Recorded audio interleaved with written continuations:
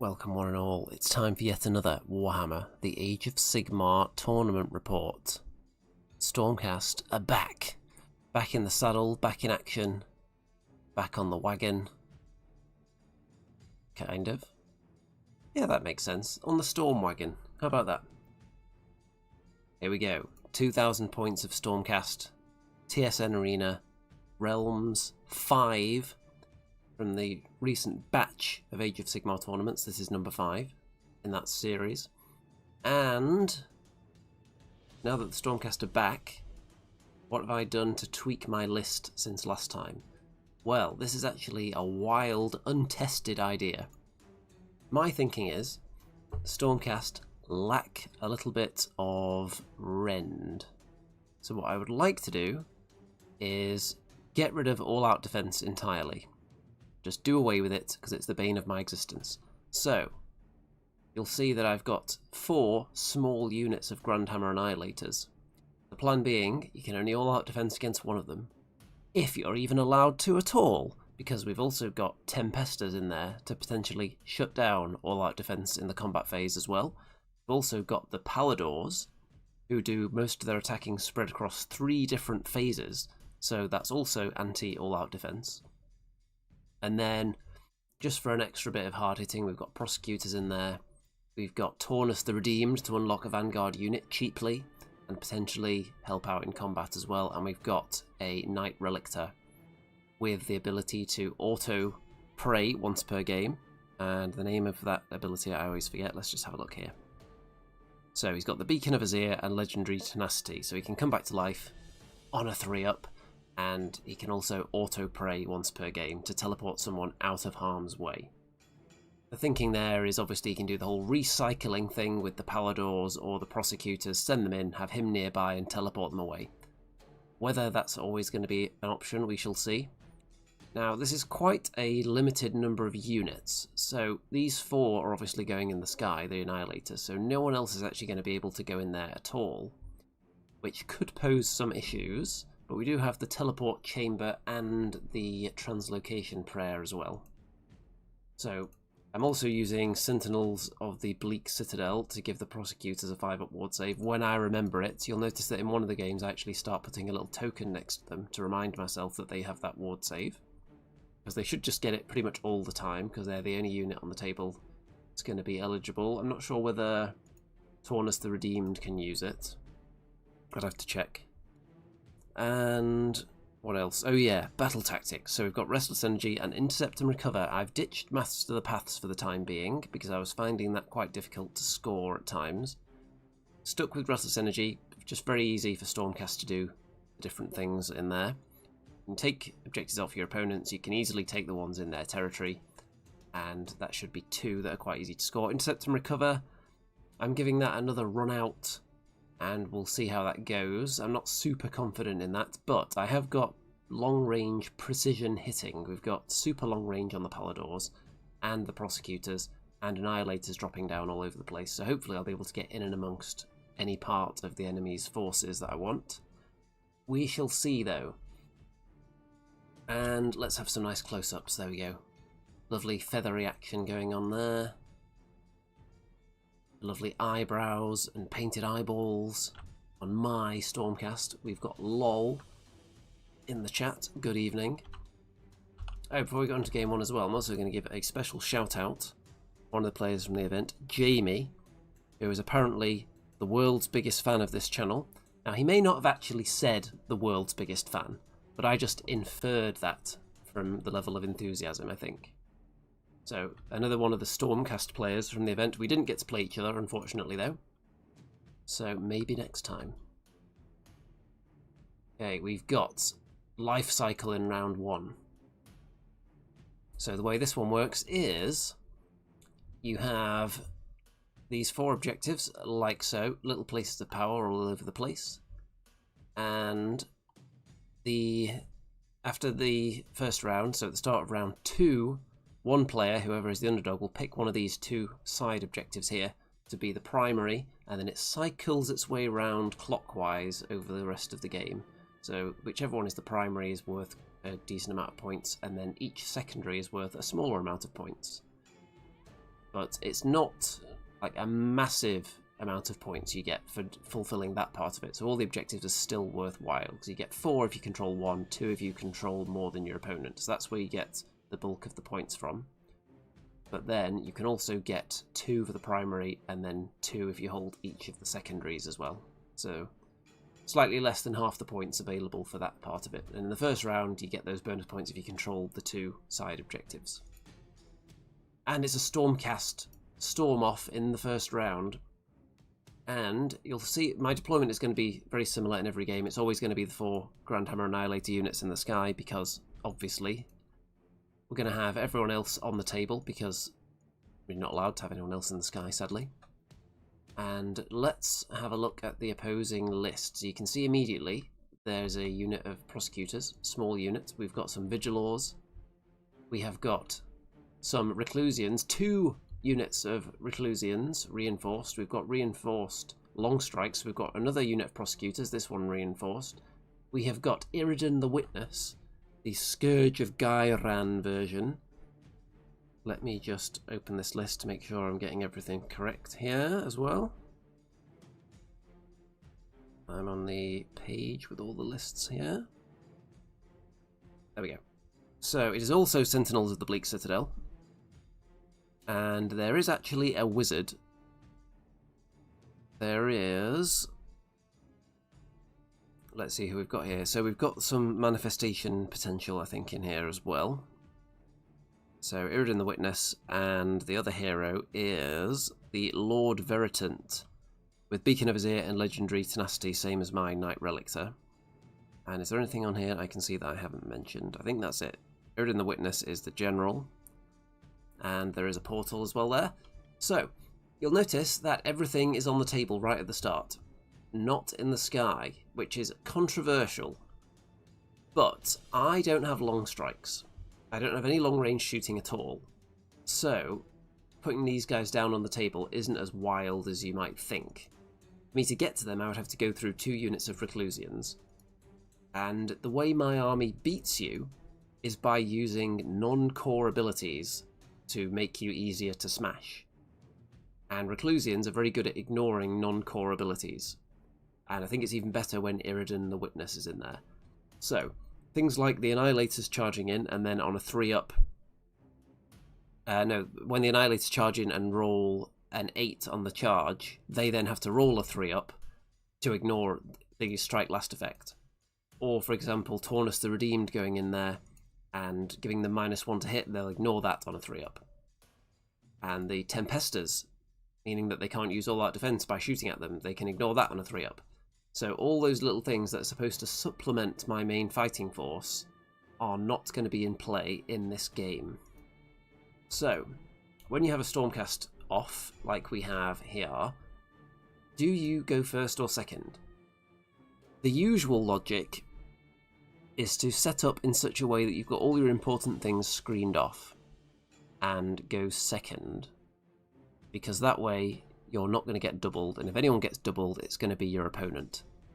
And that is obviously the dream, to be doubling people with Stormcast. However, I don't really have any chaff units that I can use to screen off with. When I was building the list, I did think about ditching 1 of the 4 units of Annihilators and bringing in 2 units of Liberators instead, just for that kind of thing. But the reason I've gone with 4 is because, on average, 4 units of Annihilators dropping down with a 1 reroll on the charges, I'm hoping to get close to 2 in each time they drop down. I don't know the exact amount that should be making their charge, but I think it's maybe closer to 2 than 1 with that reroll, because you're making 5 charge rolls, basically looking for 9 inches. So I think on average I should be slightly closer to 2 than I am to 1 making in each time. If I drop it to 3, then I don't think the odds are as good that multiple units will get in at a time, which is what I'm looking for, because each unit only has 3. So I thought 3 units of them was too few for this particular game plan. And I couldn't ditch one of the smaller units, like the Tempesters, because I was running out of spaces in the regiments as well, and I didn't want to bring another hero, because I'm trying the old 2-drop to see how that goes. So, lacking the chaff, I think whatever I put on the table is in huge danger if I give away the first turn. because there are long strikes there, there are prosecutors there. And my thinking is, there's a priest, potentially both of those units could teleport to me. The long strikes could do some serious damage with their shooting. The prosecutors can do some serious damage on the charge into one of my units. With their 3 dice charge, they'll probably reach something, even if I redeploy something away. And then, even when it gets into my turn, then I don't necessarily have the mass shooting output to bring down the long strikes to completely cripple their covering fire. And I just don't want to deal with all that mess that could just wipe off a good chunk of my army off the table before I get to do anything. That was my thinking behind giving away the opportunity of a double by going first. So, my plan is take the first turn. The enemy won't be able to strike first and take down anything from me, and I'm just going to throw everything at them immediately.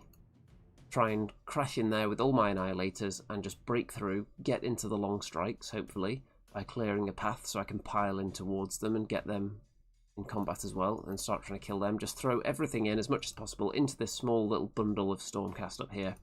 Before they've got a chance to think, just smash everything in there. Let's see if that works then. In round 1.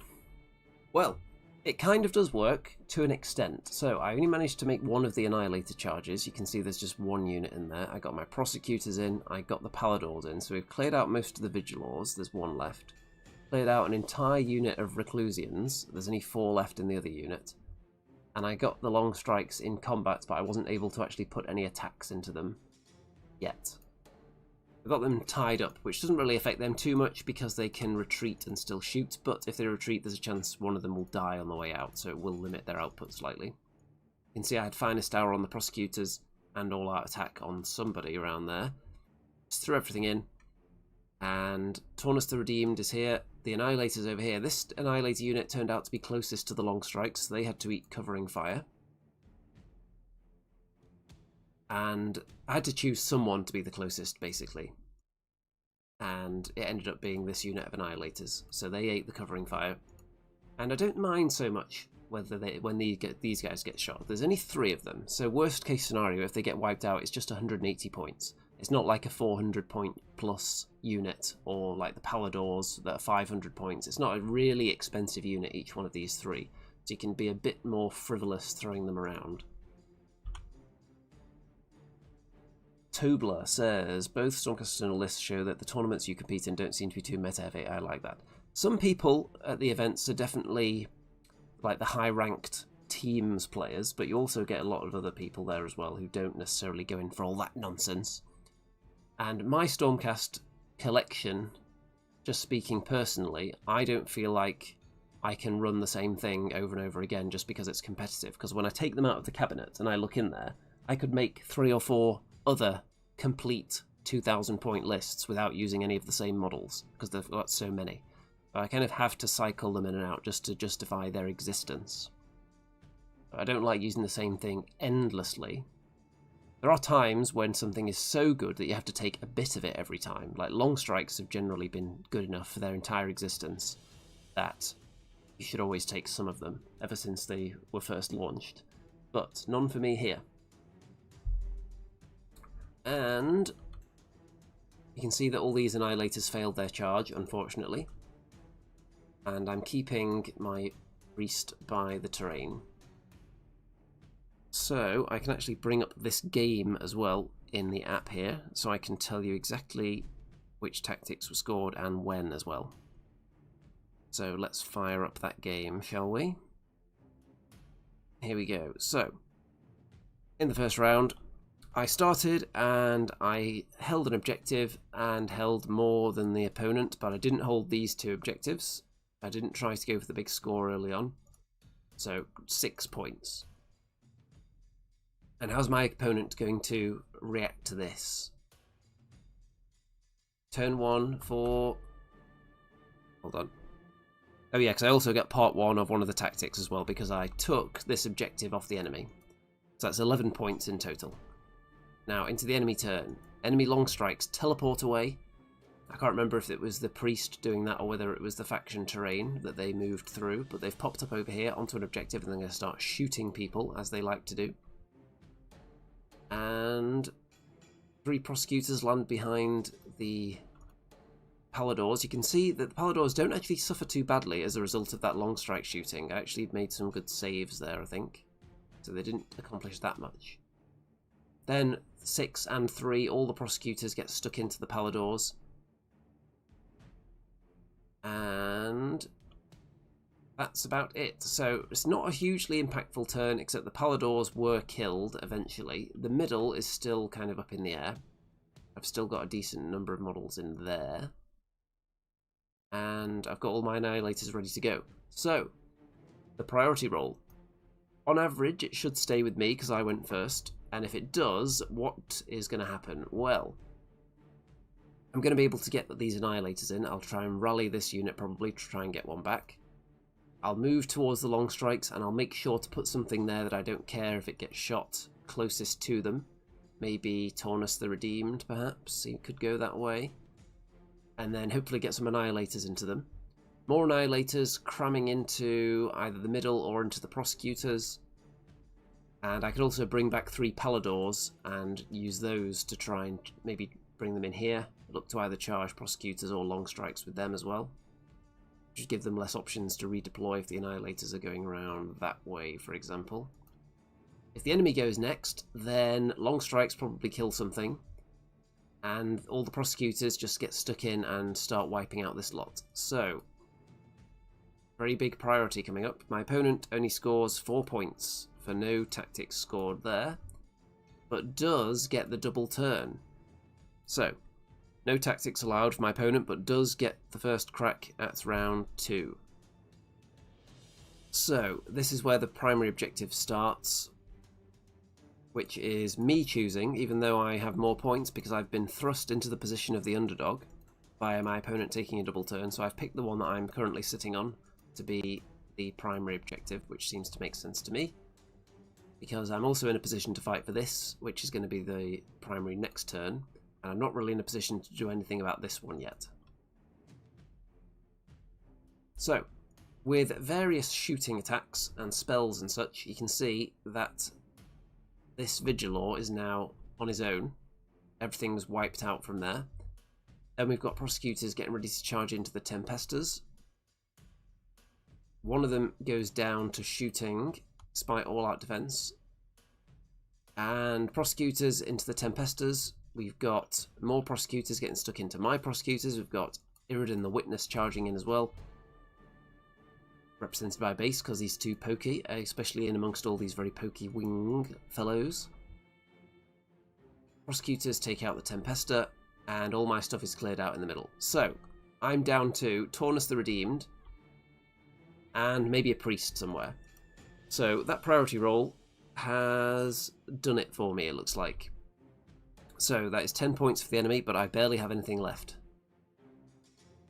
So, in my turn, nothing really happens. Taunus the Redeemed is going into combat with Finest Hour, trying to kill some people, doesn't do much. I bring back 3 Paladors, and they do not make their charge on their return. So I score 0. My opponent, round 3, is easily just going to pick things up, pick up points, and kill things here. Charging in, takes out Mr. the Redeemed. You can see my priest is teleported all the way up there for safety purposes. And it's not going very well. Paladors get taken out, so I'm down to a priest for my last turn. So what can I do? I'm going to try and get stuck into this objective and try and get some points that way. So my turn 3. The priest does get onto an objective. And that gets me, let's see, 6 points, it looks like. Hold 1 and hold the priority objective, which is this one. So 6 points there for me, but obviously nothing good's going to come of the rest of this game now. My opponent gets the priority after getting 20 in round 3, as you can see there. I don't know if I mentioned that.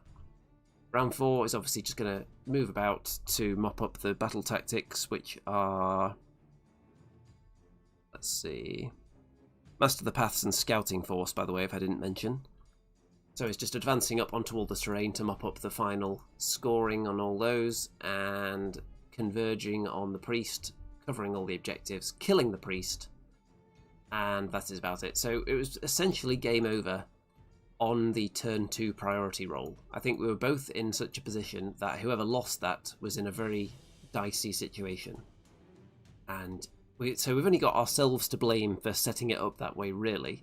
We both put ourselves in a position where losing that priority roll could be catastrophic. So you can't complain when it goes against you, really. And then obviously no more scoring for me, big scoring for the enemy. And that's it for game 1. So, Annihilators mostly failing their charges, and then losing the priority. Those are the banes of this list, it's looking like. So we'll see if that trend continues, or whether they can bounce back. Let me just pull up the next round here. Okay, and I'm also going to take a sip of a drink. Let's mute myself so you don't have to hear any kind of slurping going on.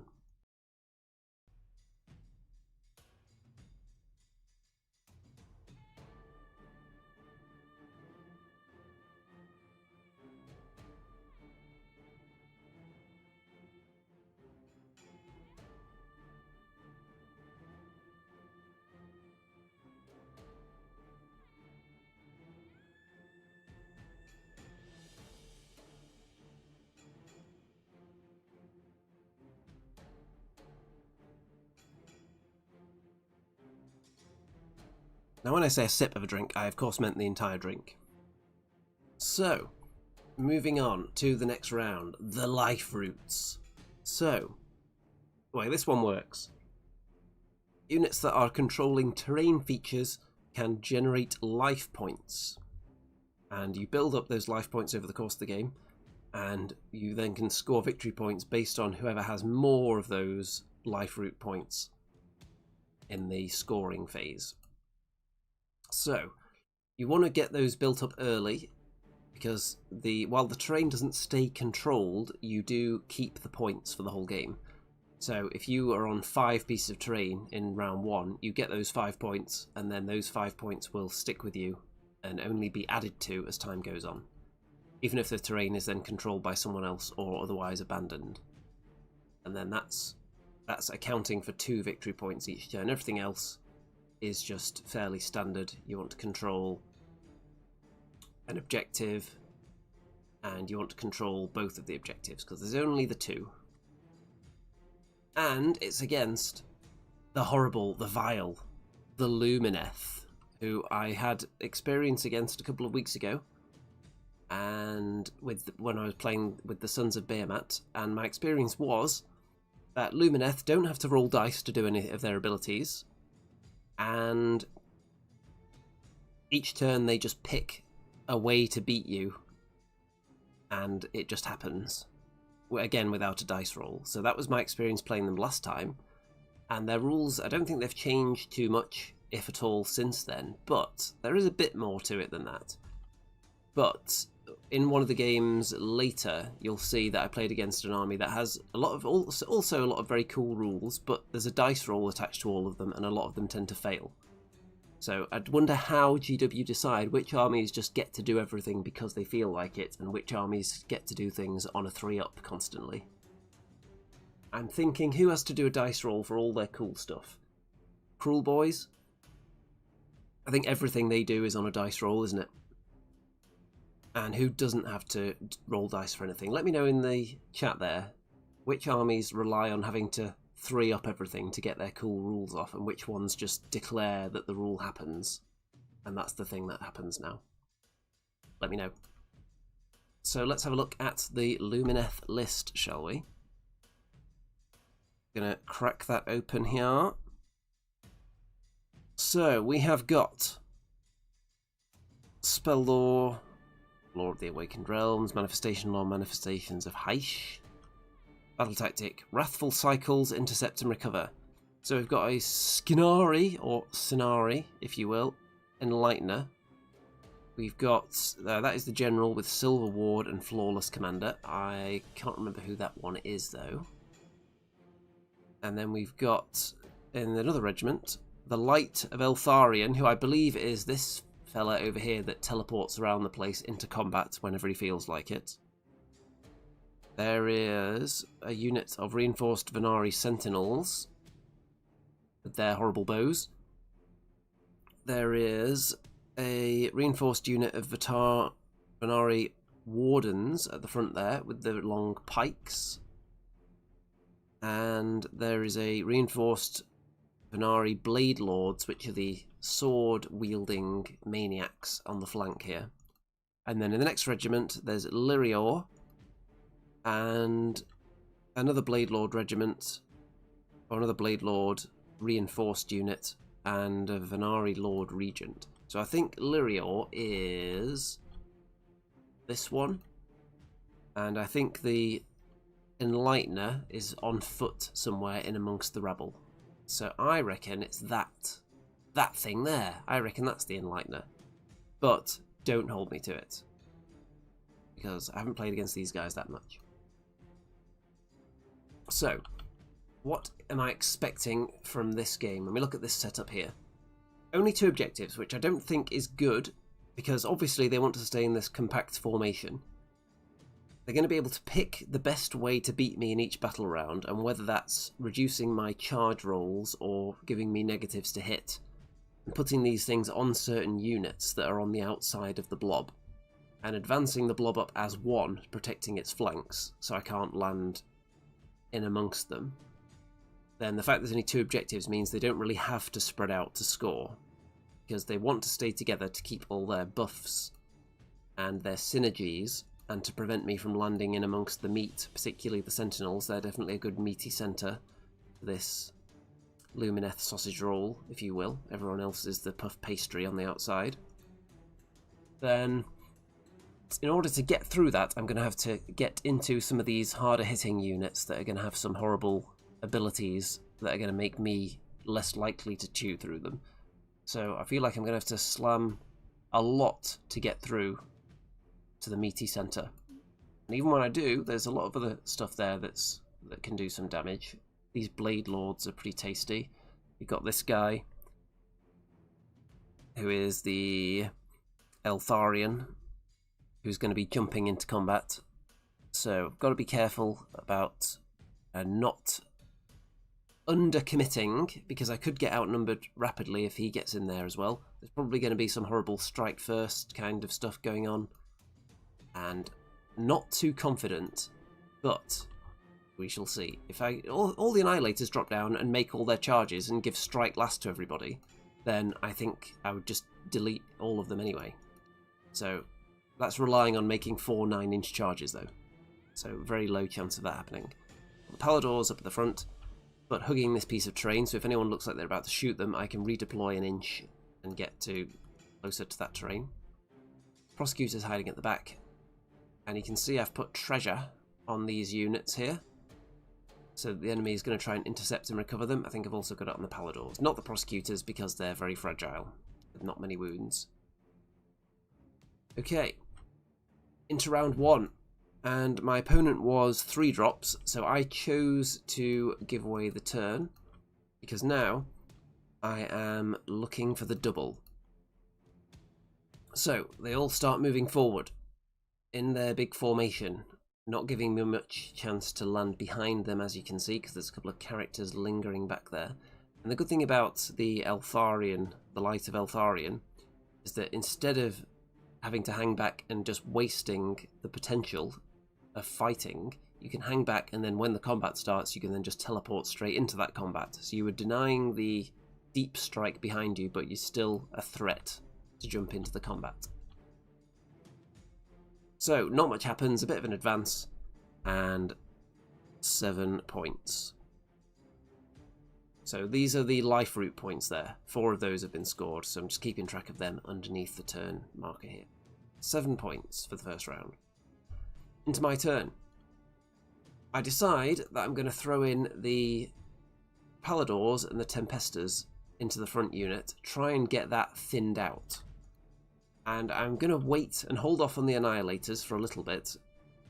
And what I wanted to do ideally is throw all these in, and then power through and get away, come back here, and then on the enemy turn, if the enemy are going next, of course, then I can auto-teleport them once per game with my priest, who is right here. So power them through to there, and then teleport them away to safety. So get in, thin the ranks, get out, teleport away if the enemy get the next turn. So let's find out whether that is a thing that happens. You can see I've got all-out defense and finest hour on them here.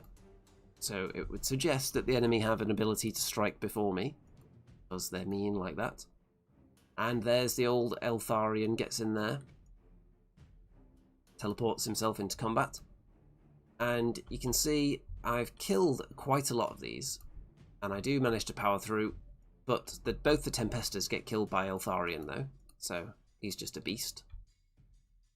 And I've powered through back into the terrain, so I can be teleported to safety if needed, or they can just emerge from that next turn, and there's 4 of them left. So I've whittled down the enemy lines a bit, so I'll take that as a start, and I'll regret it if they rally and get a ton of them back though. 5 points for me. Because I don't have any life root points really, because I'm not concentrating on that, I'm just concentrating on murder. The enemy win the priority and go first in round number 2. You can see there's a manifestation hanging out there. And there's all kinds of horrible debuffs going on. Another manifestation surrounding this guy. I think this one, what aura does that have? It puts something horrible onto the units, the enemy units that are nearby. It's like -1 to hit or wound or something. Something horrible. And in turn 1, by the way, another reason that Annihilators were not considered an option is that my opponent used the rune to put -2 on all my charge rolls. So if the Annihilators did drop in, they would have been charging on 11s, which I just thought was a terrible idea. So they're waiting until a turn where there isn't negatives to charge. And whether they could just keep doing that every turn, I'm not sure.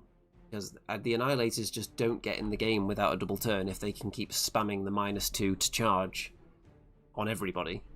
And it's technically not on everybody. I think it's when you're within range of certain units. But I think this army can put it on like pretty much everyone anyway, is how I remember. We've got a bit of a human hand interacting with the table there. So I decide not to teleport these guys away, because they're safe from being shot, and the enemy are far enough away that I'm not overly concerned about who's going to come and get them. So my opponent just moved up the lines of troops and scored 7 points again. 5, the same as me, but then an extra 2 for having more life root points than me, which is going to continue throughout the game because I'm not going after the life root points at all. Turn 2 for me.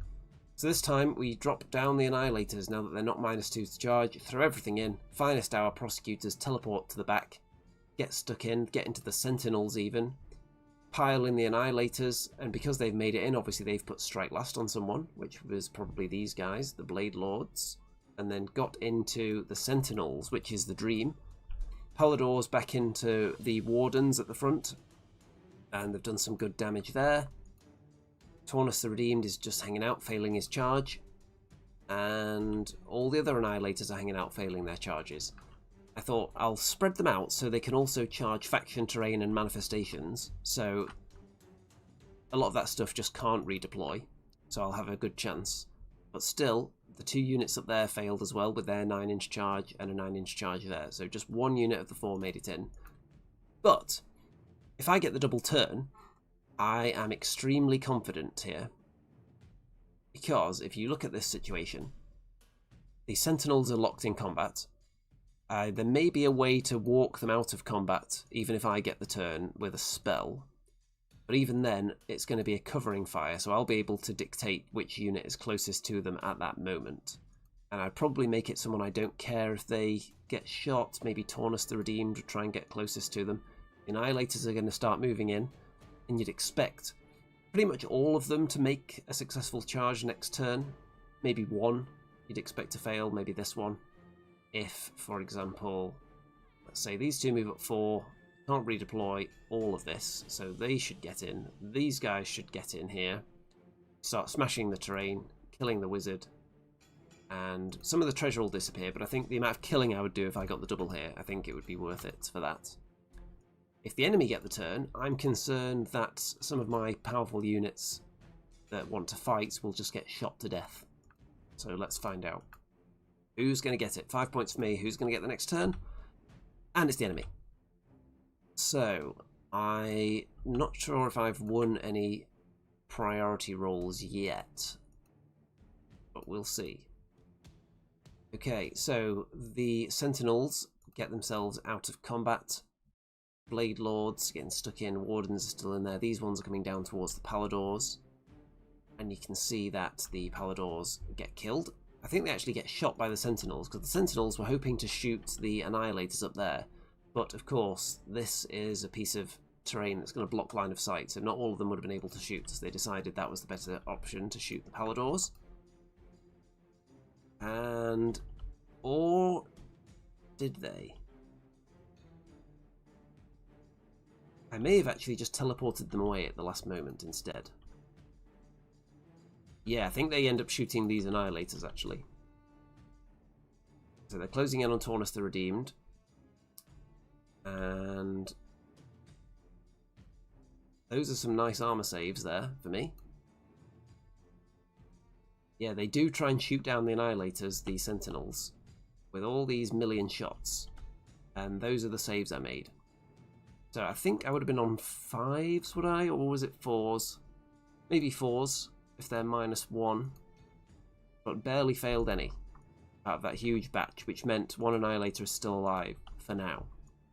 Blade Lords into Taunus the Redeemed. Now, the reason I thought maybe they shot at the Paladors is because I specifically remember the discussion about how many of them would be able to shoot if they walk up into these woods and shoot at the Annihilators up there. Because even with half range, they would still reach, but a lot of them couldn't reach the woods, so presumably can't see through it. So all of these guys wouldn't be able to shoot, so I remember they had to pick a different target. Okay, so it's not going too well down here. It's down to 1 Prosecutor, down to 1 Annihilator, but we've still got these 2 up there. Paladors teleported away to safety.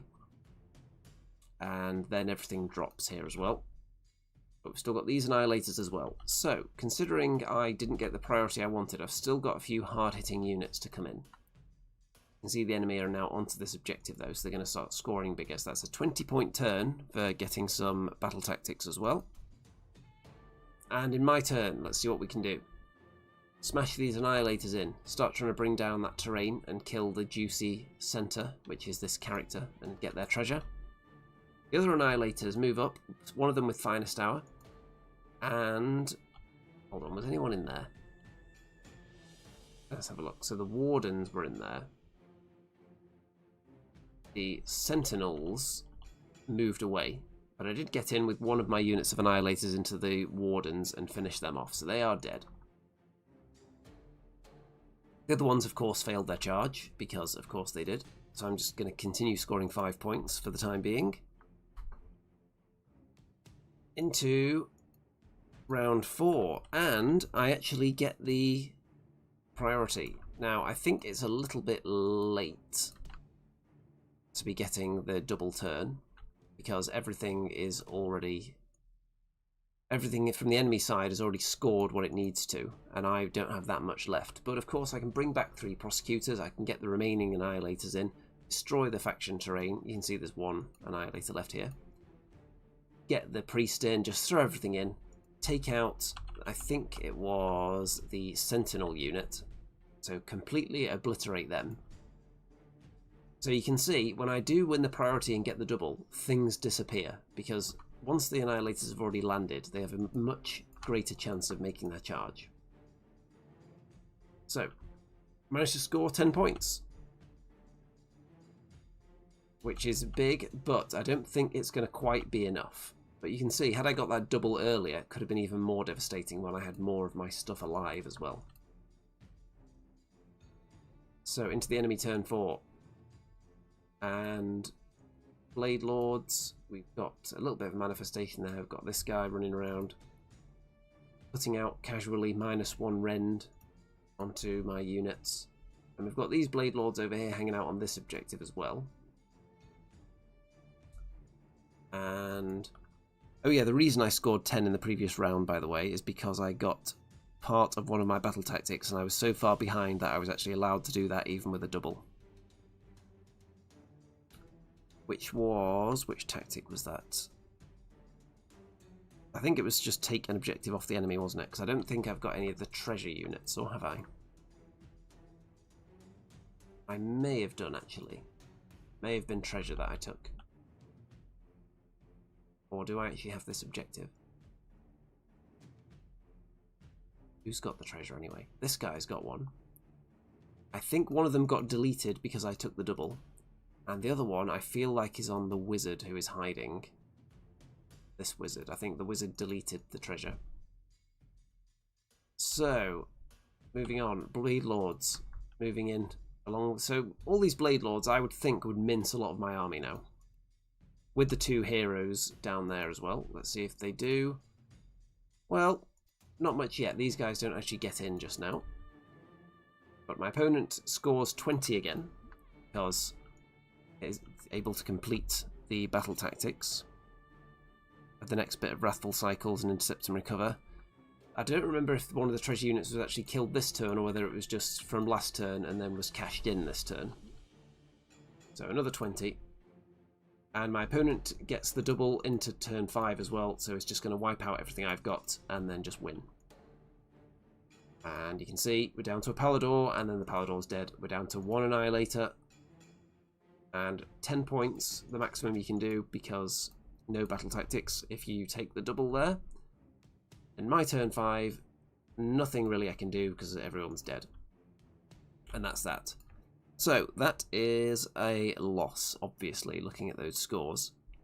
But you can see the potential of this list, I think. When we get all the pieces together, when I got that double turn here, where is it? This sort of position here, when everything gets in there at the same time, you've got lots of small units doing big damage, so you can't all-out defense against all of them. You've got units coming in doing damage in multiple phases, Prosecutors and the Paladors, with shooting and charging and then fighting you. And then in theory we've also got the Tempestors taking away all-out defense entirely, but they just got killed in this game. So if we could get all of the Annihilators in at the same time, that would be the dream. I always feel like the characters you can take to get the Annihilators closer to the enemy, like the Imperator and Gardas, I think they're quite expensive for what else they do, which is not much. And they can't affect that many small units of Annihilators. I think you can only do it on 3 units maximum. So it wouldn't work with all 4, which is what I've been doing here. And I think it just makes the whole package quite expensive. And even then, there will be times when it's still not enough, because you'll only be able to hit the outer screen unit, and won't be able to get to the stuff you really want to fight anyway, and you've just invested half your army's points into that package that can't get where it needs to be. So even though I think it's a lot of fun taking lots of small Annihilator units, you have to actually make the charges. So if you've got dice that consistently roll 9, I would definitely recommend it. Into the next round. Here we go. The Creeping Corruption. Let me just find this round on the app here. So, up against the Disciples of Tzeentch. Now, I was talking about the Lumineth having lots of abilities where they don't have to roll the dice. Tzeentch are quite similar, because even when they do roll the dice, they have ways to affect those dice rolls, and they also have the ability to swip swap, as it's called. This is what the people are calling it. The kids on the street are calling it the swip swap, which is, at some point, I think it's in the hero phase, a unit can be swapped for another unit that's in reserve. So, if in one turn you start fighting this big unit of 20 Zangor, for example, and kill 18 of them, in the next turn they could just disappear up to the sky and be replaced with a Chaos Spawn. So that's what you're actually going to fight this turn. And then the Zangor will pop up somewhere else at some point. Or if you look like you're about to converge on those 20 Zangor, At that point, they can just disappear and be replaced with a spawn. And then you've got nothing to fight because it's just a spawn there. Or if you want to try and kill that spawn, so you send something after it, then suddenly it gets replaced with 20 Zangor, which is quite scary. So it's quite good versatility they've got there. And I suppose it's thematic for Tzeentch. There's lots of change going on. Lots of illusion, things aren't what they seem. That's what you should get with Tzeentch. So it meets the theme quota. Unlike some of the rules they write in this game where the theme doesn't make a lot of sense. I can get behind that as a concept. And again though, not a lot of dice rolls involved in the cool stuff Tzeentch are doing. Maybe not as to the extent of Lumineth though. Let's see what Optimus is saying. You seem to consistently have trouble against them. Are they particularly filthy army like Cathay and Old World? If you're talking about Lumineth, so I think back in the day, in the last edition, I had issues with Lumineth because they have a lot of shenanigans they could do. And my armies were always pretty straightforward. And the shenanigans like the one they used to have, which is where... What was the name of that character? There was a hero you could take that would like challenge an enemy unit, and they weren't allowed to fight anyone except that character. And if they couldn't reach the character, they just have to try to reach the character and just aren't allowed to fight anyone else en route. So you could challenge the unit and then hide behind something else, and that unit wasn't allowed to fight. So I think they've got rid of that though. That definitely falls into the feel bad mechanics, which is something I've talked about before. Anytime you deny your opponent the ability to do something at all, I think is a feel-bad mechanic. So anything where it's like, is it Be'lakor? When he looks at you and then that unit is just not really allowed to do anything for the turn because everything they try and do is probably cancelled. I think that's a feel-bad. If it's something where they point at you and you have like -2 on your runs and charges, or your movement is halved, that's way more acceptable because you're just diminishing what they can do, which I think is fine. I think not letting them do anything at all is bad design, in my opinion. And some of the design they do definitely falls into that category, where things are just not allowed to do anything for that turn. I don't know whether they're moving away from that philosophy or not. We shall see. Maybe they're listening to me. Maybe they've got a big book with all the wisdom that I put out on this channel, and they're referring to that whenever they're writing the books now. I think, is this a feel-bad mechanic? If it is, no, put it in the bin. Come up with something else that's thematic, maybe limits what the enemy can do, but doesn't just cancel what they can do entirely, or do things that they are not allowed to react to in any way. So Lumineth, probably not following any of my rules, because they just do things that you can't react to in any way. You can't really counter what they're doing, as far as I can see. So, let's have a look at this Tzeentch list, shall we? We have got a Gaunt Summoner, who is... Did I even take some proper pictures of the army before the game? I'll get some close-ups in a minute, but I'll go through it anyway. Gaunt Summoner, 2 spawns, 1 Zangor Skyfire unit, which is over there. Any spawn that's not on the table is going to be in the sky and is just going to be swap-swapping with one of the bigger units at some point. There is a Curseling, Eye of Tzeentch. There are 3 reinforced units of Zangor, so 340 points of hard-hitting Chaos Tzeentchian Gore madness. There is the Scourge of Gairan, Ogroid, Thaumaturge. There's 2 of those. One is there. And where's the other one hiding? In there somewhere. Then there is a Scourge of... Oh no, not Scourge. It's just Cyclic Acolytes, which is just a small, cheap little unit that's hanging out somewhere, maybe in the sky at the moment. And that's it. So, big powerful units. If they are looking like they're getting into a situation they don't like, they'll swap into the sky for a spawn.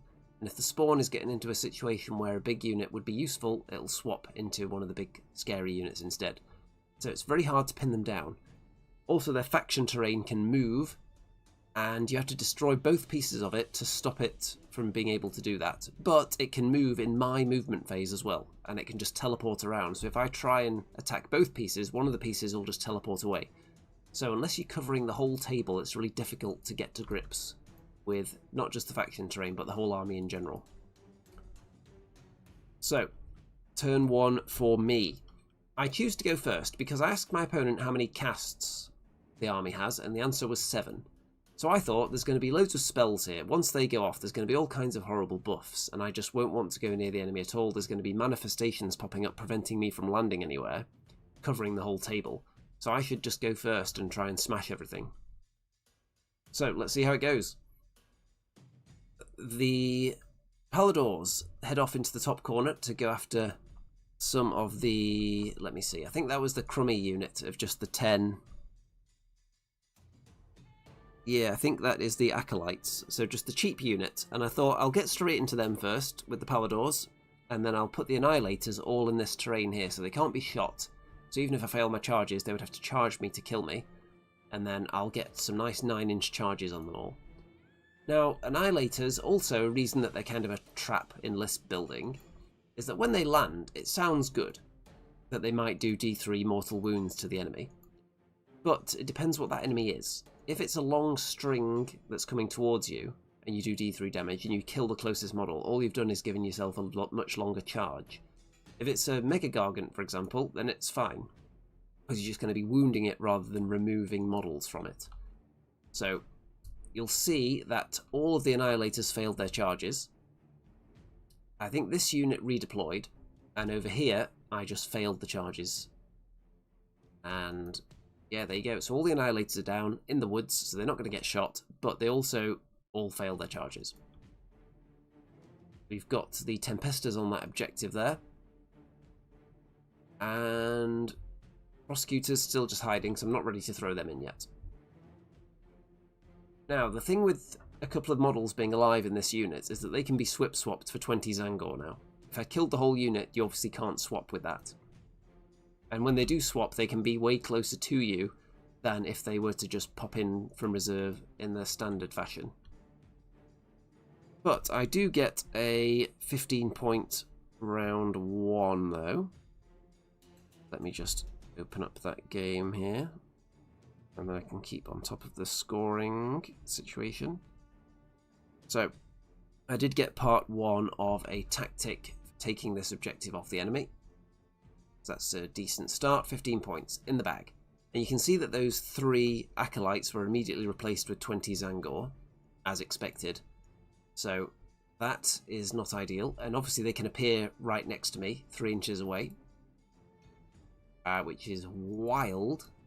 But again, it's not too out of character for Tzeentch. It does kind of fit the theme. Obviously, if for balance reasons, you would then tweak like how often you can do this, whether there should be a dice roll on it, or whether you can come that close to the enemy with it, for instance, would be some of the considerations, whether you should be 9 inches away with the unit that's being the replacement. Those are all things I would be considering, things that I assume they did think about when writing it, of course. We've got a manifestation closing in as well.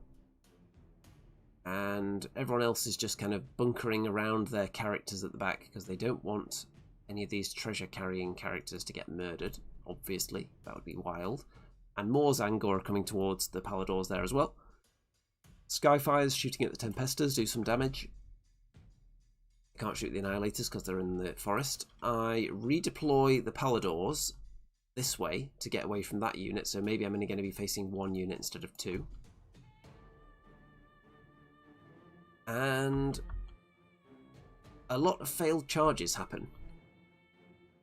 And that's it. My opponent scores 7 points, failing all the charges. So we're just not allowed to make charges in this game, apparently. I failed a lot, and now my opponent has as well.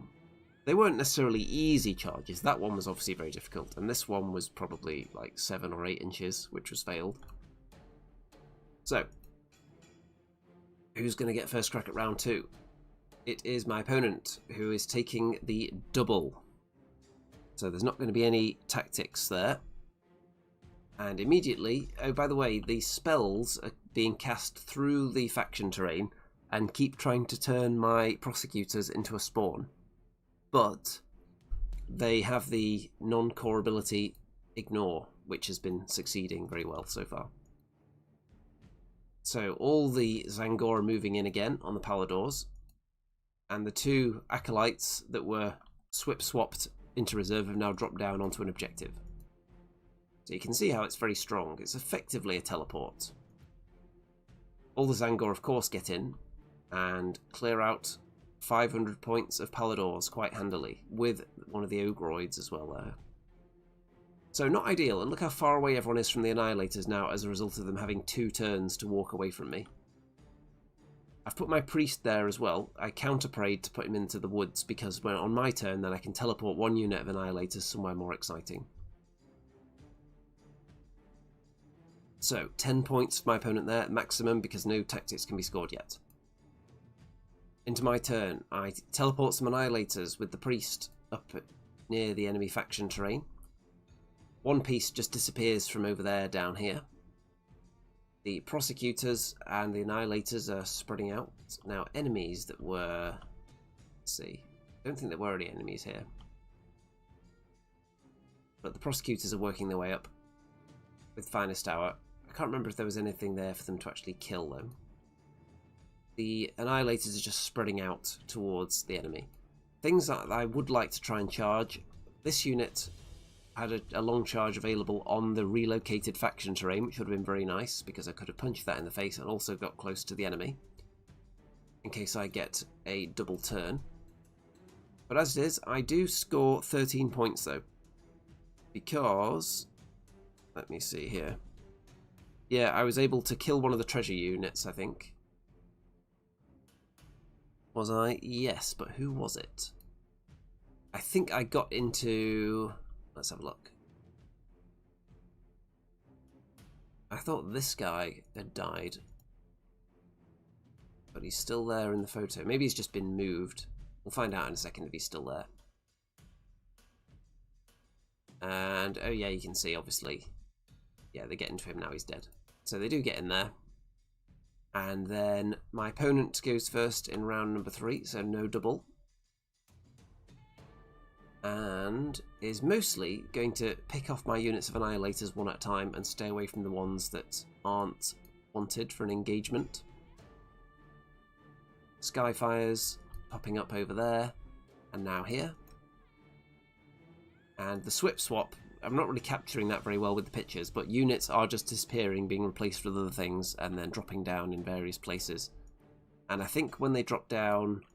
If they drop down without the Swip Swap, do they have to drop near the table edge, Zinch? There's some kind of restriction like that, I think. And they're going to get in there and just crunch everybody and start whomping my Annihilators. But if you leave one alive, this one, left alive on 1 wound, actually hits back and kills quite a few of them, which is nice. The Priest is locked in combat with the Thaumaturge, and the Skyfire's punching my terrain piece. So I'm running out of units to fight with, unfortunately, and there's still loads of enemies left. 15 points for the enemy, and I think I may struggle to score big from now on. Into my turn 3. Let's find out, anyway. The Tempestors and the Priest. I kill the Ogroid to take over that objective. Annihilator, you can see that one Annihilator killed loads of these Zangor, but eventually went down himself. The other two don't seem to be accomplishing too much. Paladors going in. Just getting closer to the enemy. I think I killed the either manifestations or one of the faction terrain pieces. You can see Annihilators down to 2 models in each of these units. And it's quite spread out. I brought back the fresh Palador unit, 3 of those. They didn't make a charge successfully though. And you can see I don't have a lot of models that can do damage, and the enemy have these massive powerful blobs of Zangor. So, losing confidence rapidly. I do score 8 points, so not a terrible round. If I could get the double from here, maybe I could get something done, because I could rally some Annihilators back to life, possibly. Maybe one in one of these units. Move them in, maybe get the charges in here. If they don't just swip-swap into a spawn that appears over here instead. Which is probably the kind of thing that would happen. So maybe I could then get this unit killed. I could get some Annihilators into them if they don't swap with the spawn. But they can't all swap at the same time. So I should be able to get something done if I have the double now. But let's see here. Hold on, where were we? Okay, I just don't think I took a picture of the dice very well there. Or I took a picture of the one prematurely. So you can see all my units that are now being charged. So, yeah, because I think it's the enemy turn 4 here. I just don't think I turned the dice over yet. So they're getting stuck in. We've got a manifestation going after the last Annihilator up here. We've got all the Zangor in the middle here against the Paladors and the Annihilators. We've got these Zangor and a spawn into those Annihilators. And Zangor into the Priests and the Tempestors up there. So you can see the units are slowly getting whittled down, models getting deleted, and I'm running out of things. And my opponent is able to score another 15. So it's slipping away. I don't have enough units left really to accomplish much. And then everyone's in combat and they all just die. So all I get for that round is 5 points. I think I still have an objective. Probably this one because it's only a manifestation on it. And everyone's dead. Into the next round, 20 points for the enemy, obviously, and nothing for me. So, 3 games in, day 1, all losses, and the Annihilator, the 4 mini units of Annihilators are not feeling too strong at the moment. They would if I made the charges, but it's not reliable. So I think maybe it's just a bad idea. Maybe if you just totally spam them and take loads of them, then you will get enough charges in each time to make it worth it. But I don't know whether that works as a list either, because you're not bringing a lot of wounds to the table, so I think they would all die very quickly as well. So, I'm not necessarily seeing a bright future for the 4 small units of Annihilators, even though I really like it. Maybe I'll try it with some other things, some different combos. Into the next round, and look at this. It's the evil dwarves of Age of Sigmar, the Hellsmiths. So, we've got my Paladors hiding in terrain immediately because there's some enemy war machines up there. And let me pull up this list now in round 4. It's the first time I've played against them, so I don't really know what they do. But let me open the list here.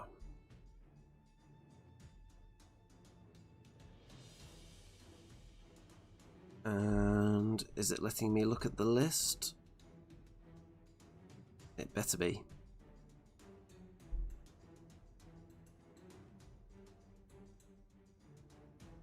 If it doesn't, I'll be angry. I don't know, maybe if the list isn't on here. Let me try a different page here.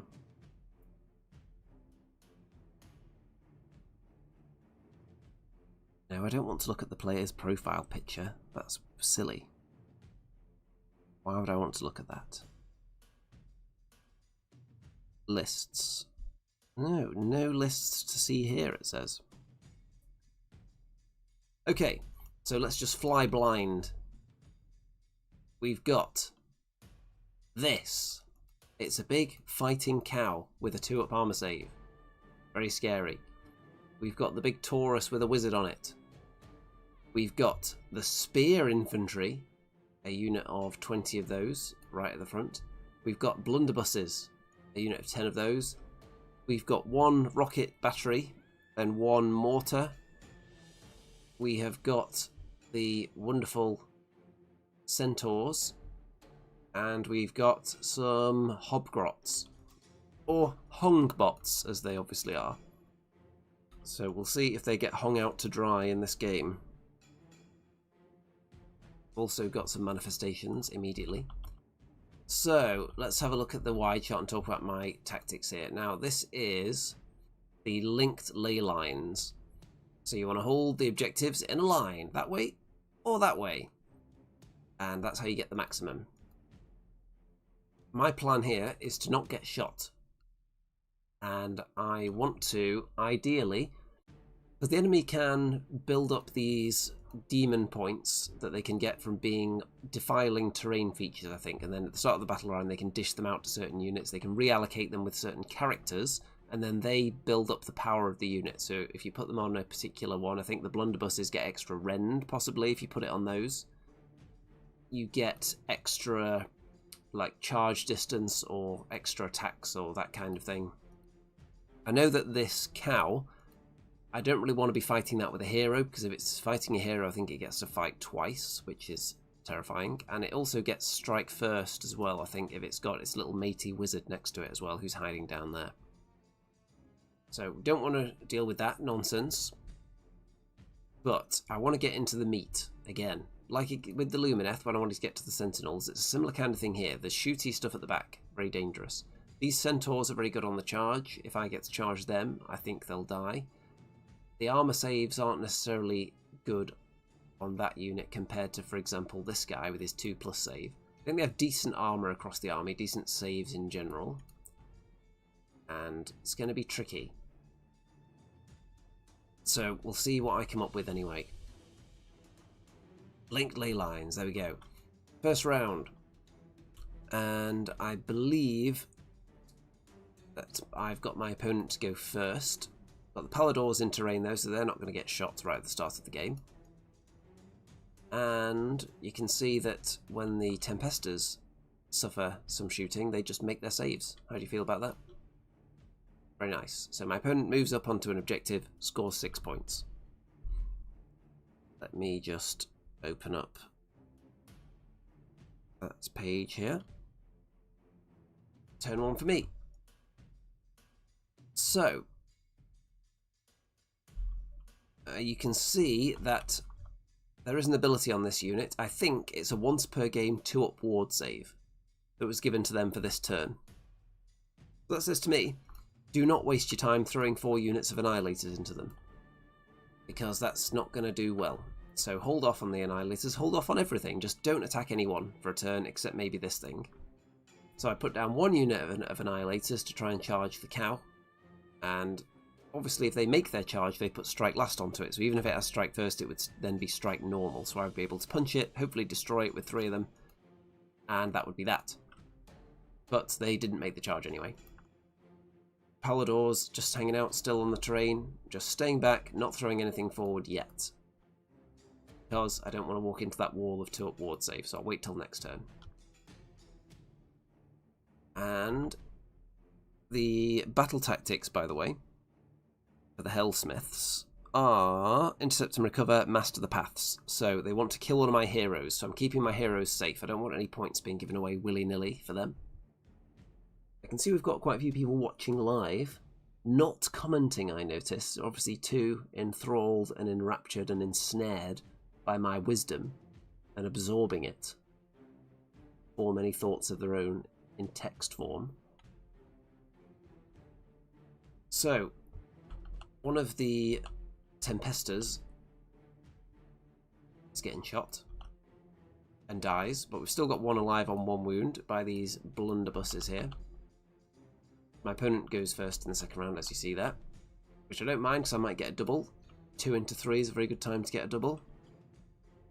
And another 6 points for the enemy. Not accomplishing much yet, not advancing much.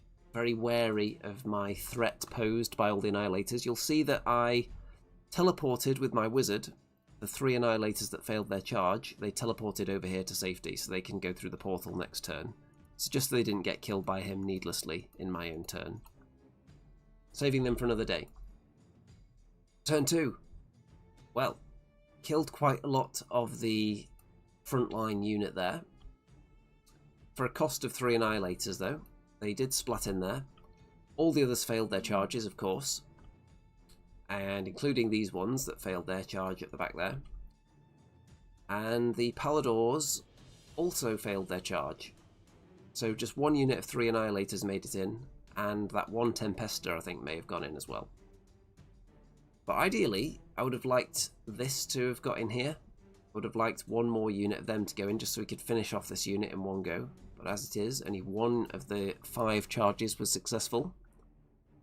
So, a little bit of a disaster, but if I get the double here, I think we get into this lot and just go crunch. I have to probably try and charge into the cavalry at the back there because they're not as scary when they're not charging. And hitting them first, I could kill some of them before they get to hit me. So, let's see if I can get the double. No. So far at the event, I think I've won 1 priority roll. So, keeping track of that. In the enemy turn, some spell casting goes off, and what do they deal with? I think they just delete a unit of Annihilators with a spell immediately. So that's nice for them. We've got the cow going and charging into these 3 at the back. And we've got the centaurs that charge into the flank of the paladors. And I've got my 2 command points that I'm just sitting there and thinking, there's a counter charge available here, but it's a 10-inch charge. Do I throw 2 command points at that? If I don't, I think the paladors get crunched by these guys horribly. If I make the charge successfully, that gives strike last to the centaurs. So I think I suddenly go from being annihilated to winning that fight. So I go for it, and they roll the 10-inch counter charge. So, woohoo for the Annihilators. So we've put strike last onto the centaurs now. I did have to check on their war scroll to make sure that that was available in any charge phase and not just my own charge phase, so it does work on counter charges as well. Ooh, Hungry Tom says, 2 of the armies I have, by the way, Robo-Cow is not particularly scary. I think what was scary about it was the 2-up save and the high damage on its attacks. So I think for small units, like Annihilators, that want to just whomp you and kill you in one go, if you get lucky, you can suffer 0 damage from them, and then when you hit them back, they don't have a lot of wounds. So, Annihilators want to hit something that's going to die, but isn't going to be able to hit back hard. Ideally.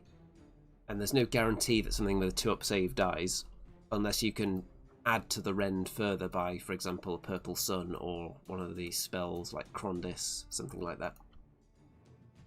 So you can see the Annihilators and the Paladors managed to kill most of the Centaurs, so there's only 2 left now. And then they don't accomplish much when they get to strike, which is very good for me. Because obviously by the time they go, they've been hit by 2 units. So my opponent only scores 6 for that turn as well. So that is a really good turn there for me. Enemy turn, a bit of a disaster for them. Obviously one of the Annihilator units was shot down, but winning this fight was good, and I can now retreat from combat and get into the meaty centre. In my turn, the Prosecutors. I put Finest Hour on them. You can see they're back here. They've been biding their time. Now is the time. They're going to go here, and they're going to make a charge into the front lines of the enemy. Except no, they're not, because they roll a 111 and have to charge the Manifestation instead on their charge, because the charge reroll was already used on somebody else who needed it. Wow, wow, wow. 111 on the charge. Impressive, Prosecutors. And I think it was the Paladors that failed their, like, 4-inch charge to get into combat over here as well, which is why I had to use the reroll on them. So when the Paladors retreated from combat, they then shot at the Centaurs and killed them, and then made the charge into the middle, tied up all the war machines and the blunderbusses and the guys at the front with the spears as well. So go into combat with everyone just to stop them from being as effective with their shooting. And Paladors on their own, though, they don't have massive damage output, so they were really relying on the Prosecutors getting in here to kill this unit, and the fact they rolled a 111, hilariously bad. So, this fight is hilariously bad as well. The cow and the single Annihilator both failed to kill each other. So we both had a disastrous turn there, for one reason or another. And will I get the double now? Because if I get the double now, I've got all the enemies pinned down, and I can start charging in these Annihilators. I can get the Prosecutors to, like, here, and then charge into the juicy centre. Let's find out. No. The enemy turn, then. So, moving out of combat, I do manage to rally an Annihilator into this unit, which is great news. Everyone retreats from combat, And the big Taurus is going after the prosecutors if he gets the chance. But he doesn't roll high enough, so he just goes for the Paladors instead and kills them. So, I'm down to the prosecutors, 3 annihilators, Taurus the Redeemed, and my priest. If I keep those 2 heroes alive, that stops one of the battle tactic paths entirely, because the enemy have to kill a hero before anything else. That's why I'm keeping them safe, just denying the enemy a lot of points there. So, 11 points for the enemy because of, let me see, it was part 1 of Intercept and Recover, I think. I can't remember which unit it was. Oh, it was the Paladors. Yeah, they died this turn, didn't they? So the Paladors gave up those 5 points. And into my turn 4. So, 3 Paladors, fresh, and back into the action. 3 Annihilators get stuck in. Prosecutors get stuck in. But, look at this. They don't manage to kill off the entire unit, still. I put everything I've got into these little dwarves, these little insignificant spear-wielding basic infantry dwarves, and there's still some of them left, with Finest Hour and all-out attack on the Annihilators as well.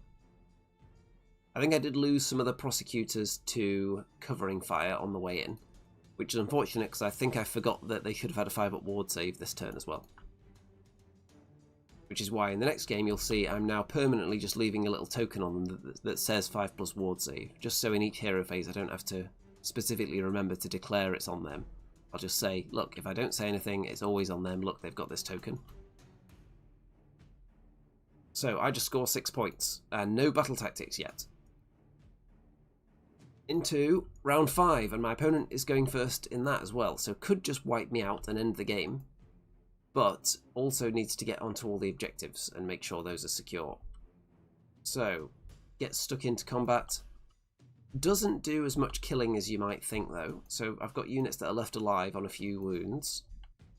I all-out defense Taurus the Redeemed to spare his life to stop the enemy scoring that tactic. And 10 points are scored, but that does mean that I'm in a position where if I can score 15 points, I think I can win from that position. Yes, I think. Let me just double check that. Oh, if I can get 15 points, I think I can draw the game. So, and if I get more than that, obviously it's a win. Going into my turn. So, what am I going to do? Well, let's go back to the last available wide shot. So, I should have taken one before this turn, really. But we've got 1 Palador, because everyone's going to retreat from combat, because I just want to get onto all the objectives to score them. And I also need to secure at least a tactic by killing an enemy treasure unit, which is this one, and hope that that is then enough for the draw, I think. So we've got a Palador retreating, because one of them is going to die, because there's one with 1 wound left, so the retreat will just kill one. Taurus the Redeemed getting out of combat as well. So the Palador gets out, gets onto this objective, kills the enemy that was hanging out there. Taurus the Redeemed gets onto the objective over here and kills the enemy that was hanging out on that one. And look at this. So, in the middle, we have got Priest gets into combat. There's a Prosecutor in there as well. And managed to kill off most of this unit.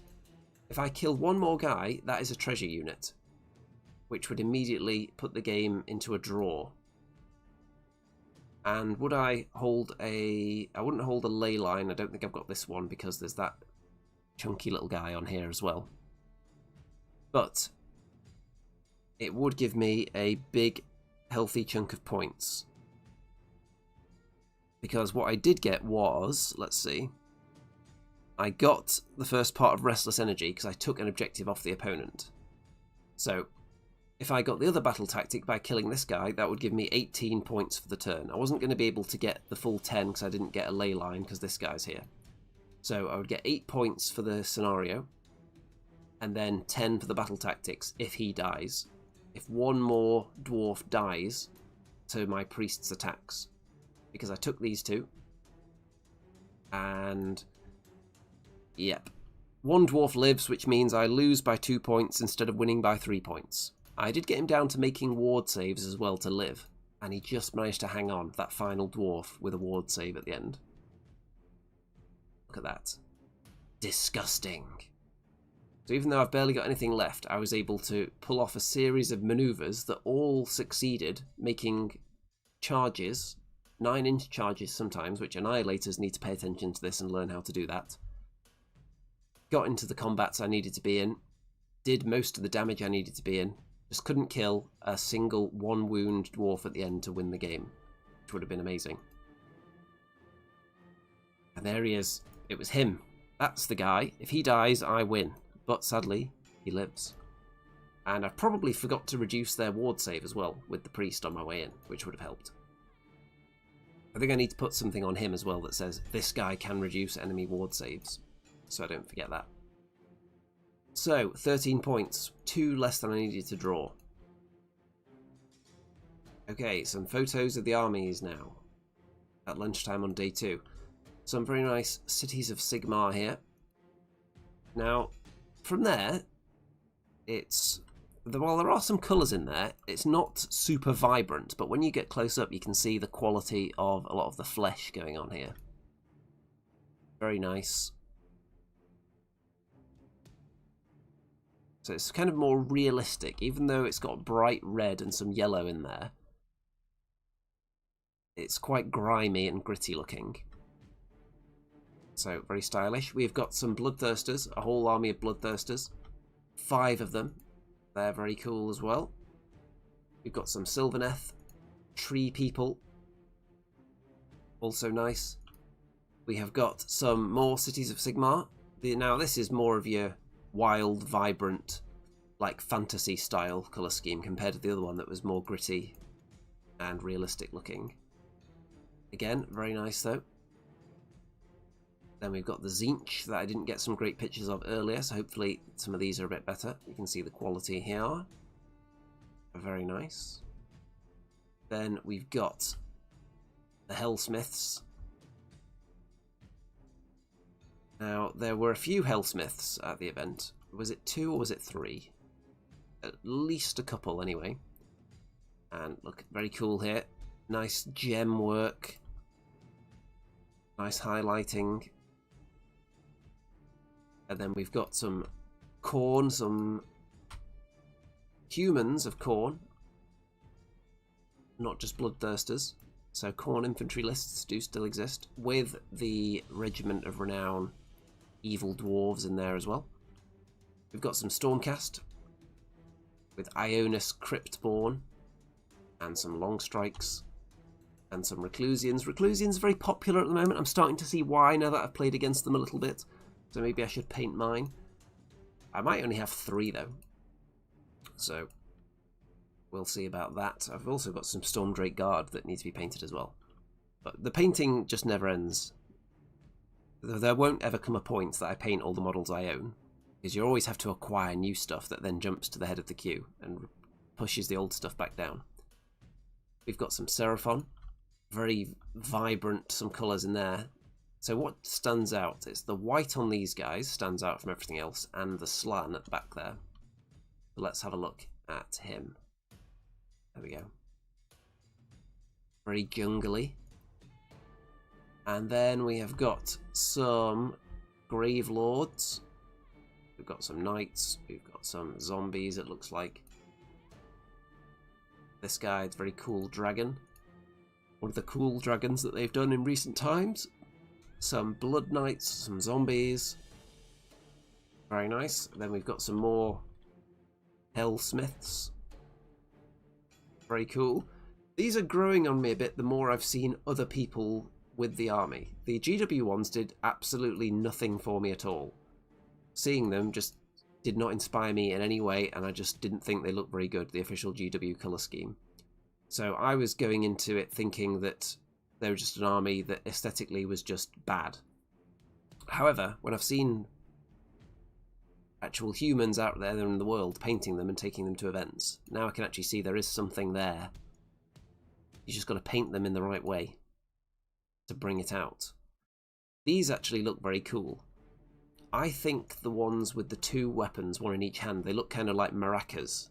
I think they're kind of goofy looking. I think these ones are actually really nice, though. With the bull heads. Very cool. Very stylish. Very evil. And some more bloodthirsters. Another list of bloodthirsters. A bit more red than the last ones, as you'd expect. And then more Stormcast. Iridan. Reclusians.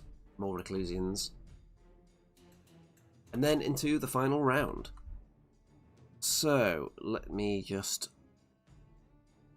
fire up the list for round 5. Cyclic shifts. So, the wild thing about this one is that the underdog can turn off a pair of objectives from scoring in each round. So, the green pair here, or the red pair across here. The ones in the corners there are immune to being turned off because they're not a pair. So these 2 are always going to be active. So if you're planning to outscore your opponent, you're going to make them the underdog. You want to do that by not just holding a pair of objectives. If you just hold the green ones, chances are your opponent is just going to switch them off. So ideally you want to spread out how you're scoring. If you're going to hold 3 objectives, you'd rather do it like a triangle like that, so that you're holding one of each pair, so that turning them off will affect both sides equally. And it's the Daughters of Cain. And look at that. It's a nice little bundle in the corner.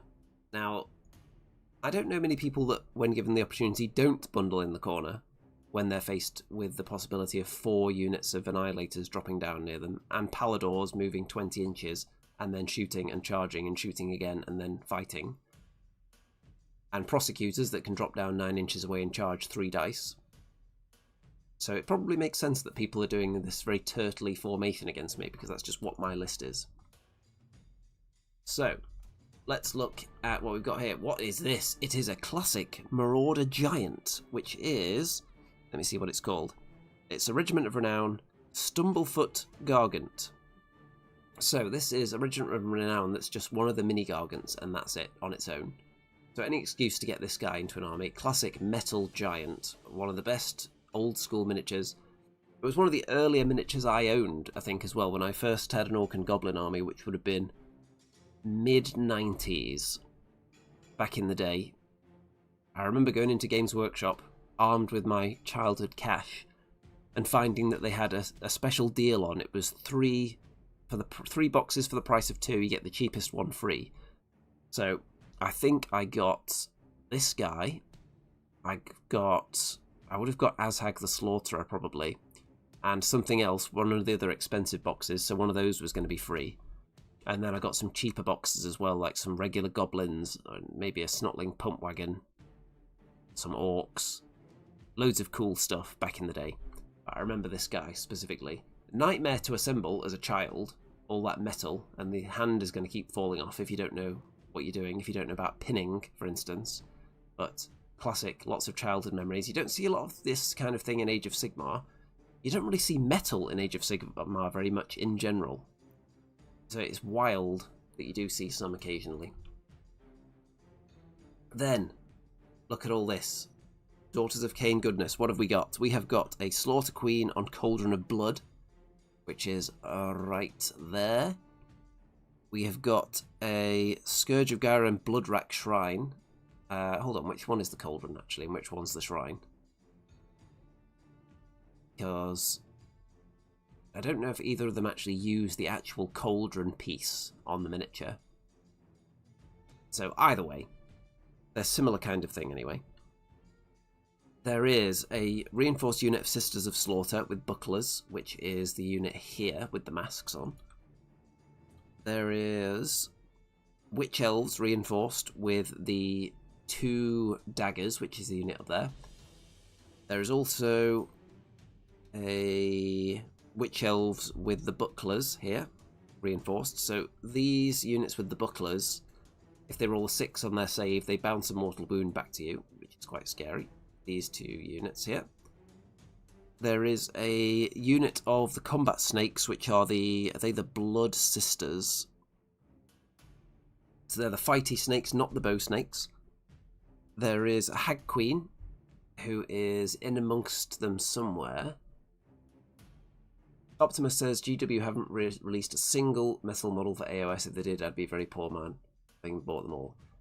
Now, on the one hand, I think it would be nice to see some metal if it meant more models. For example, the armies that don't get a lot of releases because everything has to be plastic, so it would be too expensive to make loads of different kits for example, Fire Slayers. Maybe they could get some new stuff if they were allowed to use metal.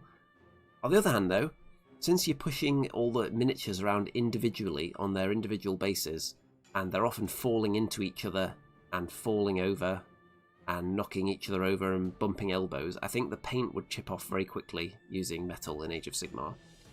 But I'm not really opposed to everything being plastic for this kind of game. Old world, it makes sense to have metal because you're mostly on movement trays, so the miniatures are going to stay in that rigid formation, and they're not going to be bumping in ways that you don't want them to. So, I can get behind all plastic in Age of Sigmar for that reason.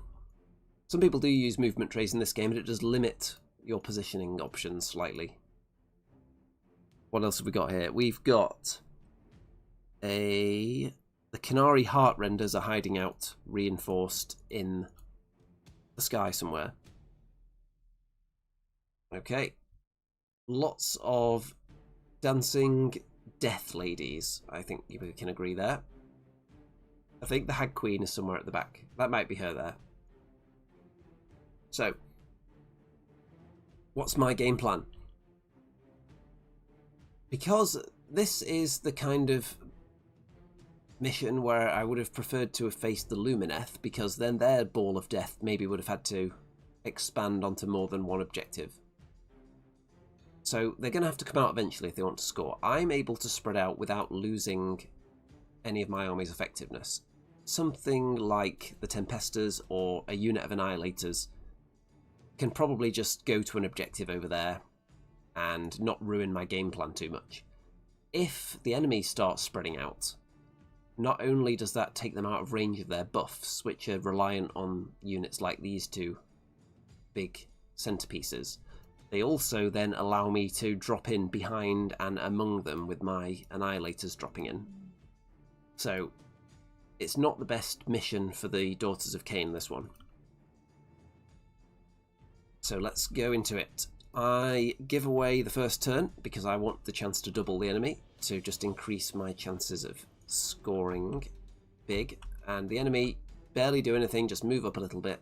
In fact, move off this objective just to move back into the cluster. And score 8 points for holding 2 objectives. So I have to decide now that I want to be...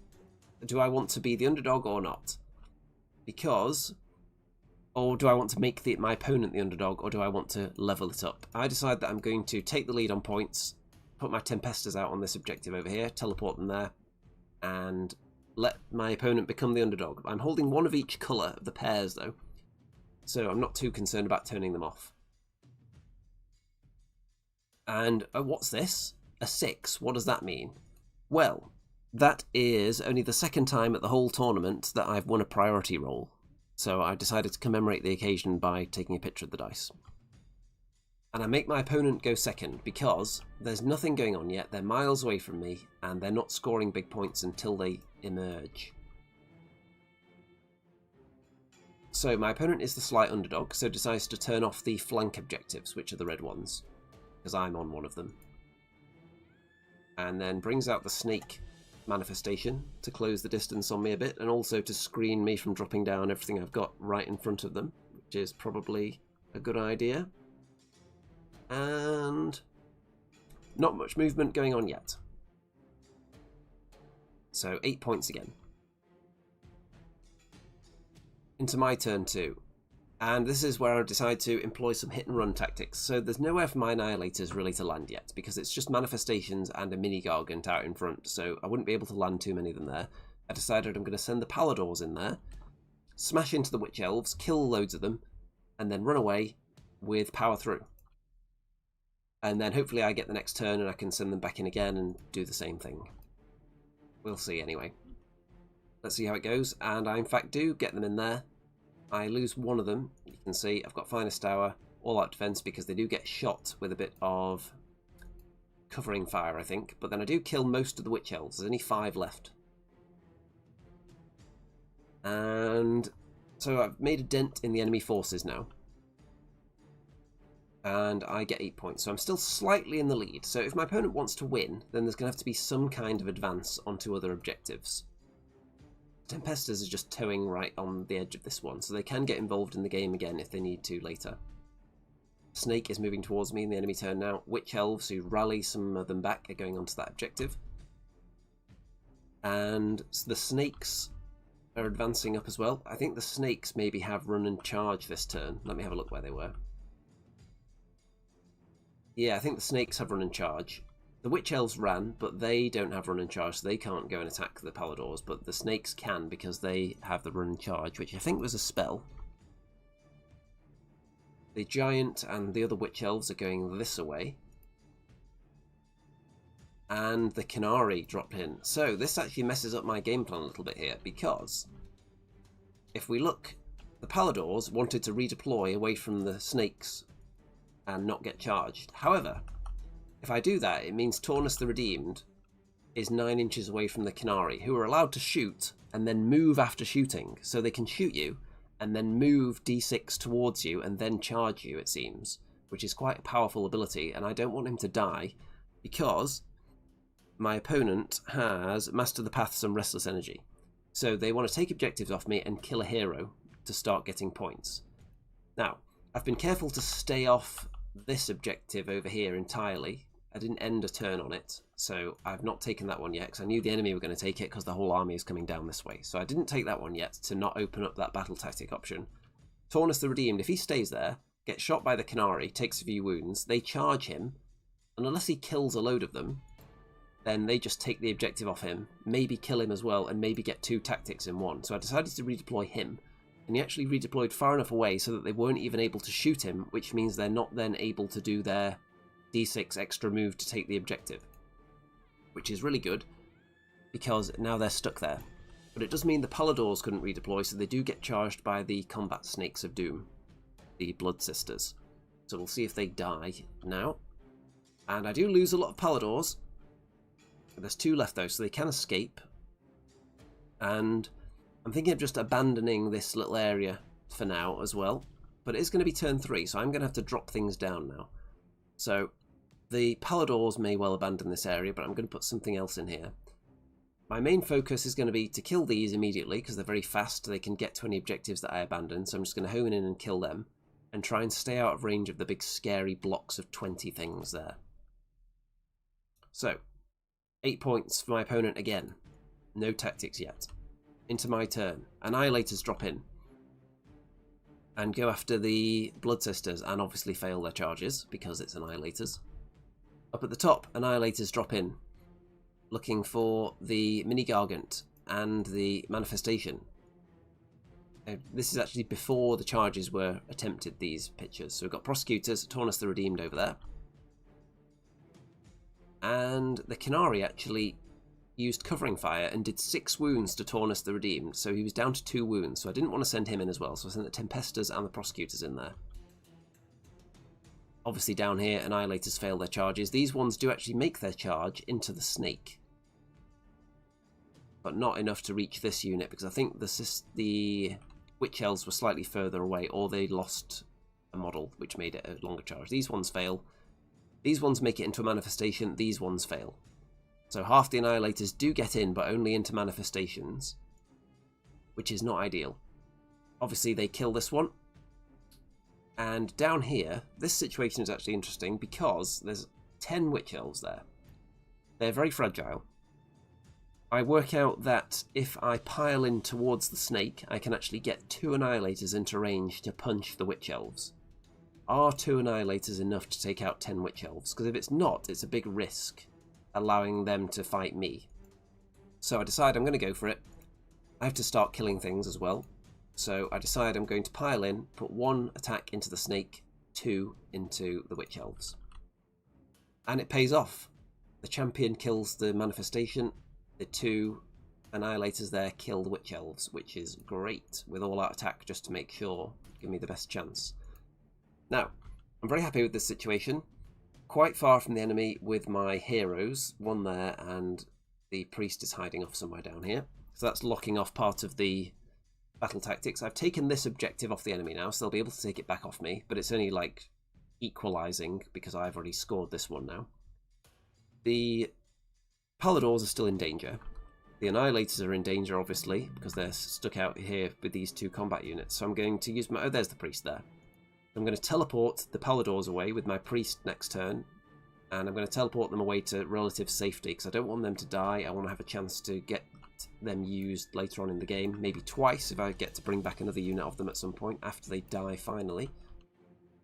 But the problem with the Paladors, when you've got the choice of Prosecutors or Paladors coming back from the dead, Prosecutors are the best choice if you just need something that has to get into combat, because dropping down 9 inches away with a 3 dice charge is way better than dropping down with a 2 dice charge.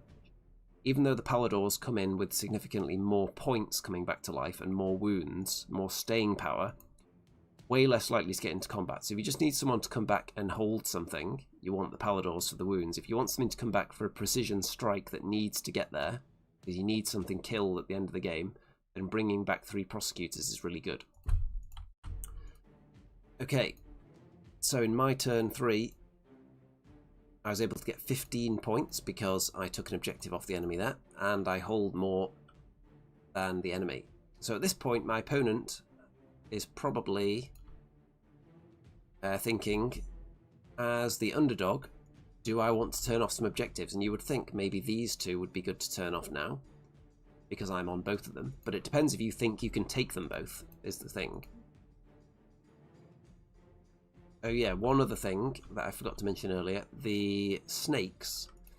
Last time they were fighting against the Paladors, I think they had the option of fighting twice, and they chose not to use it, so they still have it available to them.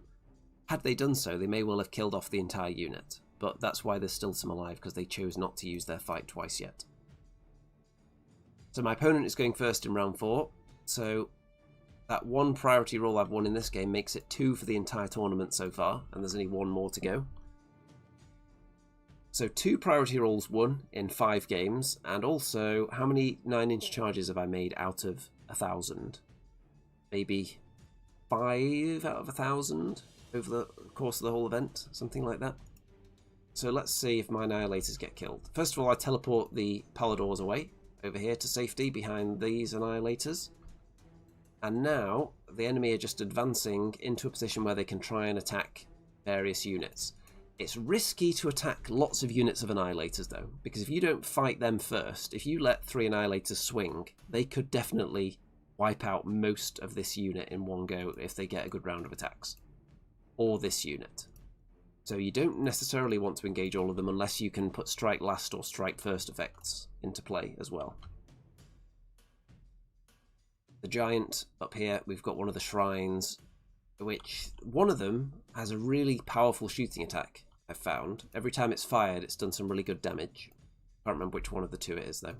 They both have a shooting attack, I think. One of them is just very good. Then, everyone else moving up, they shoot down... This one must be the one with the good attack, because it shoots down both of the Tempestors with its shooting attack. Kills both of them, so that's a unit gone. Now, you might think, what's happened here? This looks like you've skipped a couple of turns, but no, let's go back.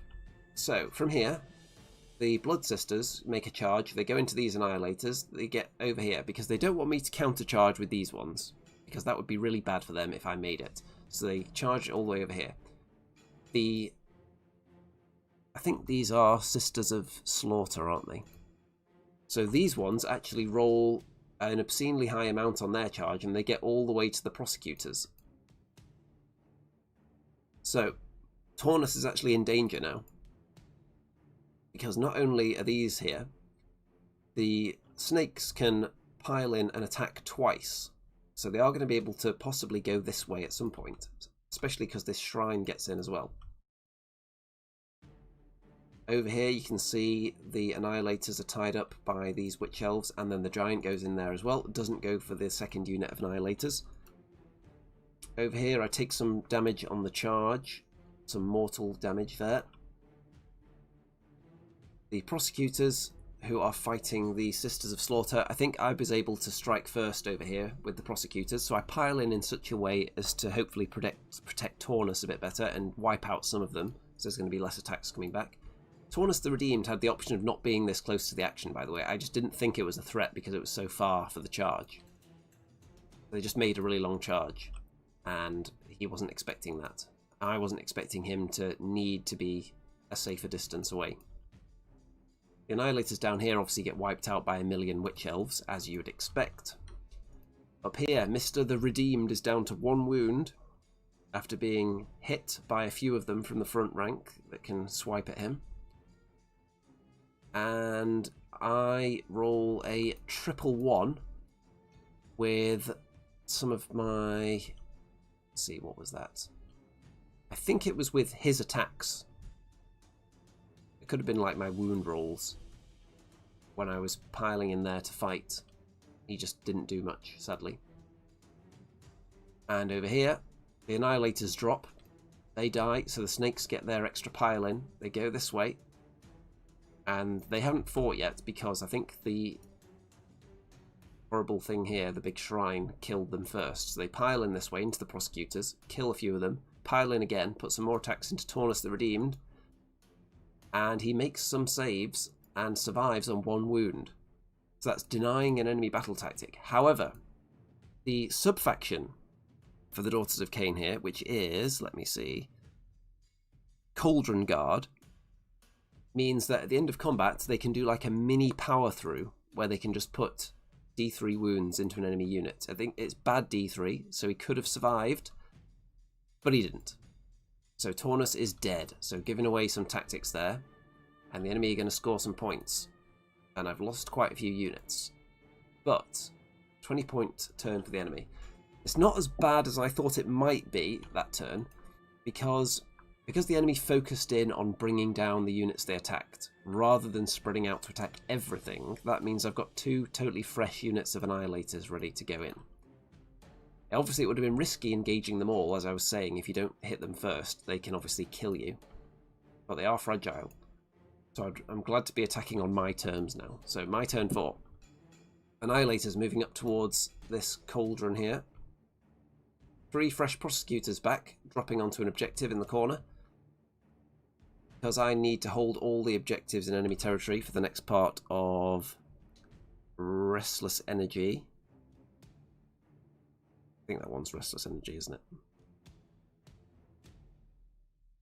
Let me actually pull up the game here as well. Make sure I'm accurately telling you about the scoring in the final couple of turns. So, yes. So I need to have all the objectives in enemy territory, which I now do. Because the Annihilators and the Palador got on there and killed the giant. The reason that the Witch Elves weren't able to get any closer is because my opponent, I believe, had run out of command points by this stage. Because we were going through them pretty quick in this game. Once we got into the fight, I've not got a lot of models left now, but these Annihilators don't make their charge, by the way. They were like 1 inch short after this guy redeployed an inch away. He only redeployed 1 inch, so the charge was still definitely on, but they still failed. So I haven't got a lot left, but I'm in a decent scoring position now, because I currently hold this one, this one, this one, and this one. 4 objectives, and my opponent does not have that much mobility remaining. So there we go, next part of Restless Energy scored in the bag. Then we've got, and is this one? Yeah, this is the one. I'm not even sure whether that one's in enemy territory, but I definitely needed this one. So, into the next round. Will I win a priority again? Boom. So I think I've won 3 priority rolls at the whole tournament now. So I decide to take the double. So, going into the last round, I am 4 points ahead, I think. So if I can score 10, then that puts me in a pretty good position. Because if I don't take the turn in this position, then what happens? I think I pretty much get tabled. The Annihilators down here, either the enemy just walks away from them, possibly, or just charges in and kills them.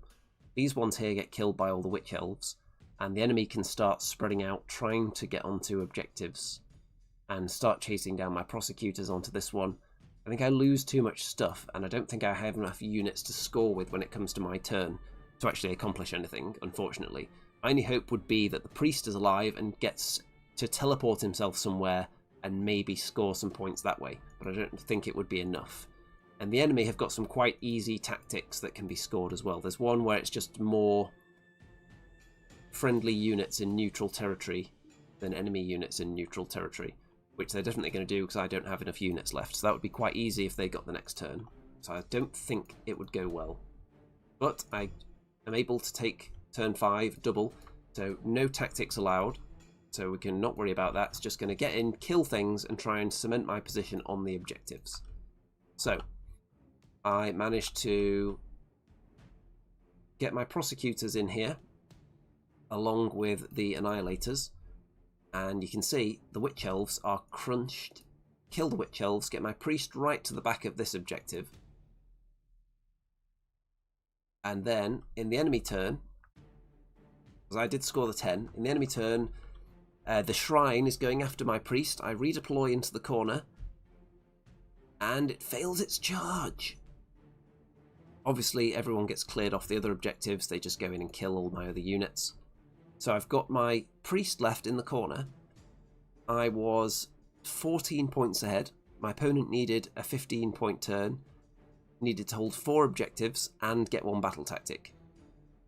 As you can see, my opponent is holding 3 objectives and failed to charge onto this one. And there you go. Got the tactic. 13-point turn, meaning I win 58 to 57. That was a close one. Now, I don't know whether...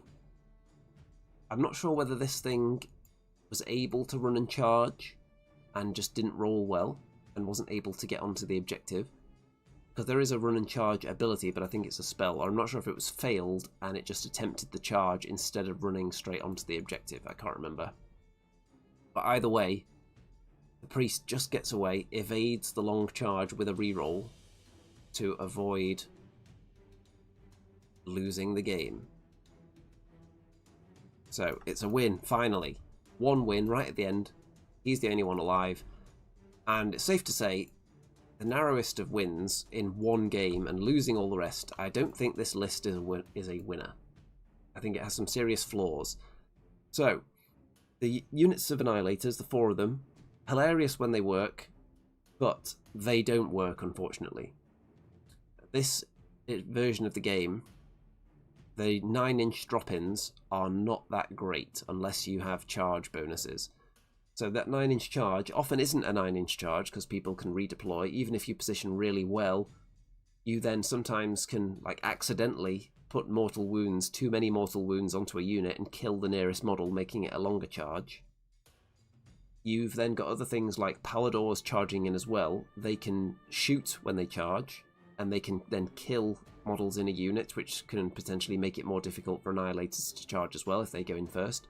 There's just lots of pieces that didn't seem to work together as I wanted in this list.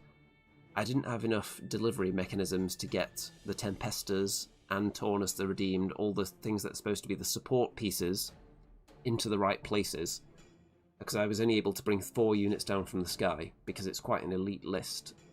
There's only 9 units in total when I could have had maybe some Liberators. So possibly, if I was going to try and tweak this exact list into something that works, possibly dropping down to 3 mini Annihilator units. You could then, what could you bring in then? You could bring in a hero and go up to 3 drops and maybe have more control over trying to get a double later with a possible reroll or denying the enemy a reroll. Or what else could you bring in? A hero and some Liberators, maybe. I don't know if you'd actually get that for the points. You may have to rejig some other things. Paladors, I really like them as a unit because they can do everything. They can get anywhere. The one thing they can't do is reliably kill things, though, because they don't have much rend. So maybe they are better supported by something that can help that as well, like a wizard, using the purple sun to support them. Or what else? Or Krondis, but that's like half your list then, those 2 units. I think the Palladors were better when I wasn't just throwing them in willy-nilly, straight into the front of the enemy and then running away. I think they were more successful when I was using them a bit more strategically in the later games, when I didn't just fling them in immediately, save them a little bit, and not just rely on their speed to get in and out, because you do lose some of them when you get them in there. So I think the threat of them is such a huge projection of area that it's going to force the enemy to move a certain way and deploy a certain way, even without the threat of Annihilators dropping in. And maybe just using them as a big threat without having the Annihilators would have had a similar effect on the enemy anyway. So if you take out the Annihilators, how many points does that free up? Like 720 points, is it, for the 4 units of Annihilators? So you could get a lot for that, but it would have to be doing a lot of work whatever you bring in, because those 4 units have the potential to do a huge amount of damage. So what could you bring in that would do similar? If you bring in a Star Drake and something else, so it would be very similar to the lists I've been running if you did like the Star Drake and 3 Long Strikes, or the Star Drake and a unit of Questors, or the Star Drake and a Storm Coven, or you could go 2 units of Questors and the Storm Coven, and maybe a unit of Liberators. You could probably fit all that stuff in there, but you're relying on a lot of Rend 1 in the army then. The Annihilators are a good source of Rend 2. If you stick with Taunus the Redeemed, though, then he does have a bit of Rend 2, which is another reason to like him, actually. He does have some weird things going on with him that you wouldn't expect. Like, he has a control of 5 that other small heroes don't have. So, he's got the Rend 2 as well, and he's got some cool abilities, and he unlocks Vanguard for only 150 points with 8 wounds. So I don't think he's bad at all. I'd consider continuing with him. Characters, maybe a wizard. I didn't feel the pain of not having a wizard too much. There were a few times enemy spells went through, and I just wasn't able to do anything about it, but they're not always in range to stop enemy spells anyway, and they often have like 7 spell casts, so if you bring a wizard, you're only stopping 1 or 2 of them anyway. So, interesting choices. And it is just, with Stormcast, it is just a game of choices, because there's so many units. They've got like 5 times more units than most of the other armies have. And just in my cabinet alone, I can make how many points? At least 8,000 points. So probably 4 armies worth, without having to reuse any of the same models, I can probably do. So, going to change things up constantly. Alright then, so let's have a look at the final leaderboard, because I did manage to sneak that 1 win at the end somehow, despite only having 1 model left. So let's see if that was enough to push me up the board at all. And wildly, it was enough to push me up to 19th out of 22. So let's see which factions won. We had a win for the Soulblight Gravelords, followed by the Stormcast Eternals in second, which was the one that I faced in round 1. So that one obviously did well. 4 wins, it looks like here. Yep. And then we had a Blades of Khorne, which I think was one of the Bloodthirster lists that finished 3rd. So that's interesting. Let's have a look where the Hellsmiths finished. We've got one of them in 5th. We've got another one in 18th. So I think that was the one that I played against. So that one finished just above me by 1 place. Very cool, laid back, nice event though. And good atmos all round. Enjoying getting back into the swing of gaming, going to these tournaments back to back to back at weekends now, after I'm now able to walk around a bit more, which is nice. And hopefully it'll be non-stop action from here on out, because I do have an Old World event next weekend as well.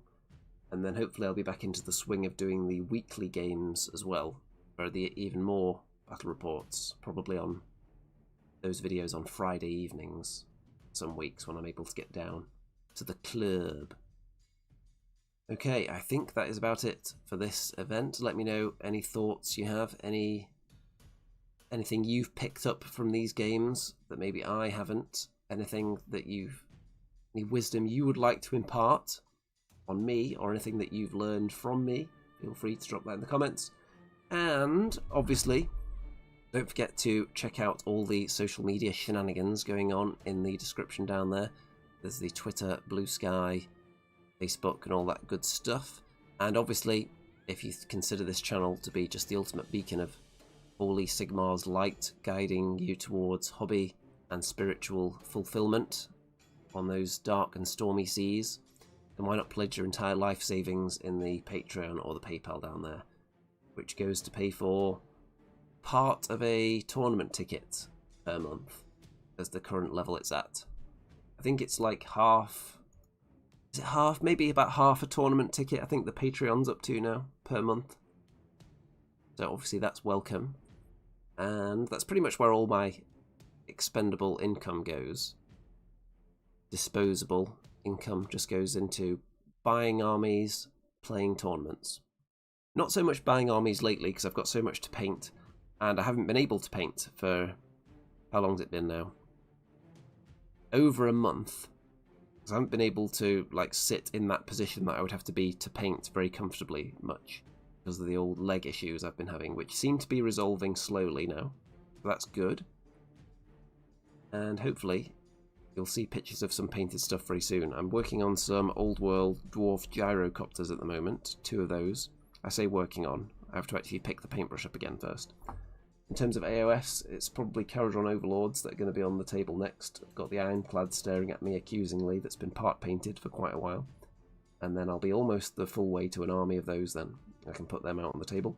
Stormcast, there's the Stormdrake Guard sitting there, assembled but not painted yet. They might not take long to do actually, there's probably going to be a lot of dry brushing involved on those wings. And any other Stormcast stuff around about the place. I've got some Reclusians and all that stuff from the Skaven box. Some of those that I haven't painted yet, that are still options as well, so maybe they'll jump to the front of the queue at some stage. And other than that, it's time to wrap this one up, so all that remains to be said is good night out there, whatever you are.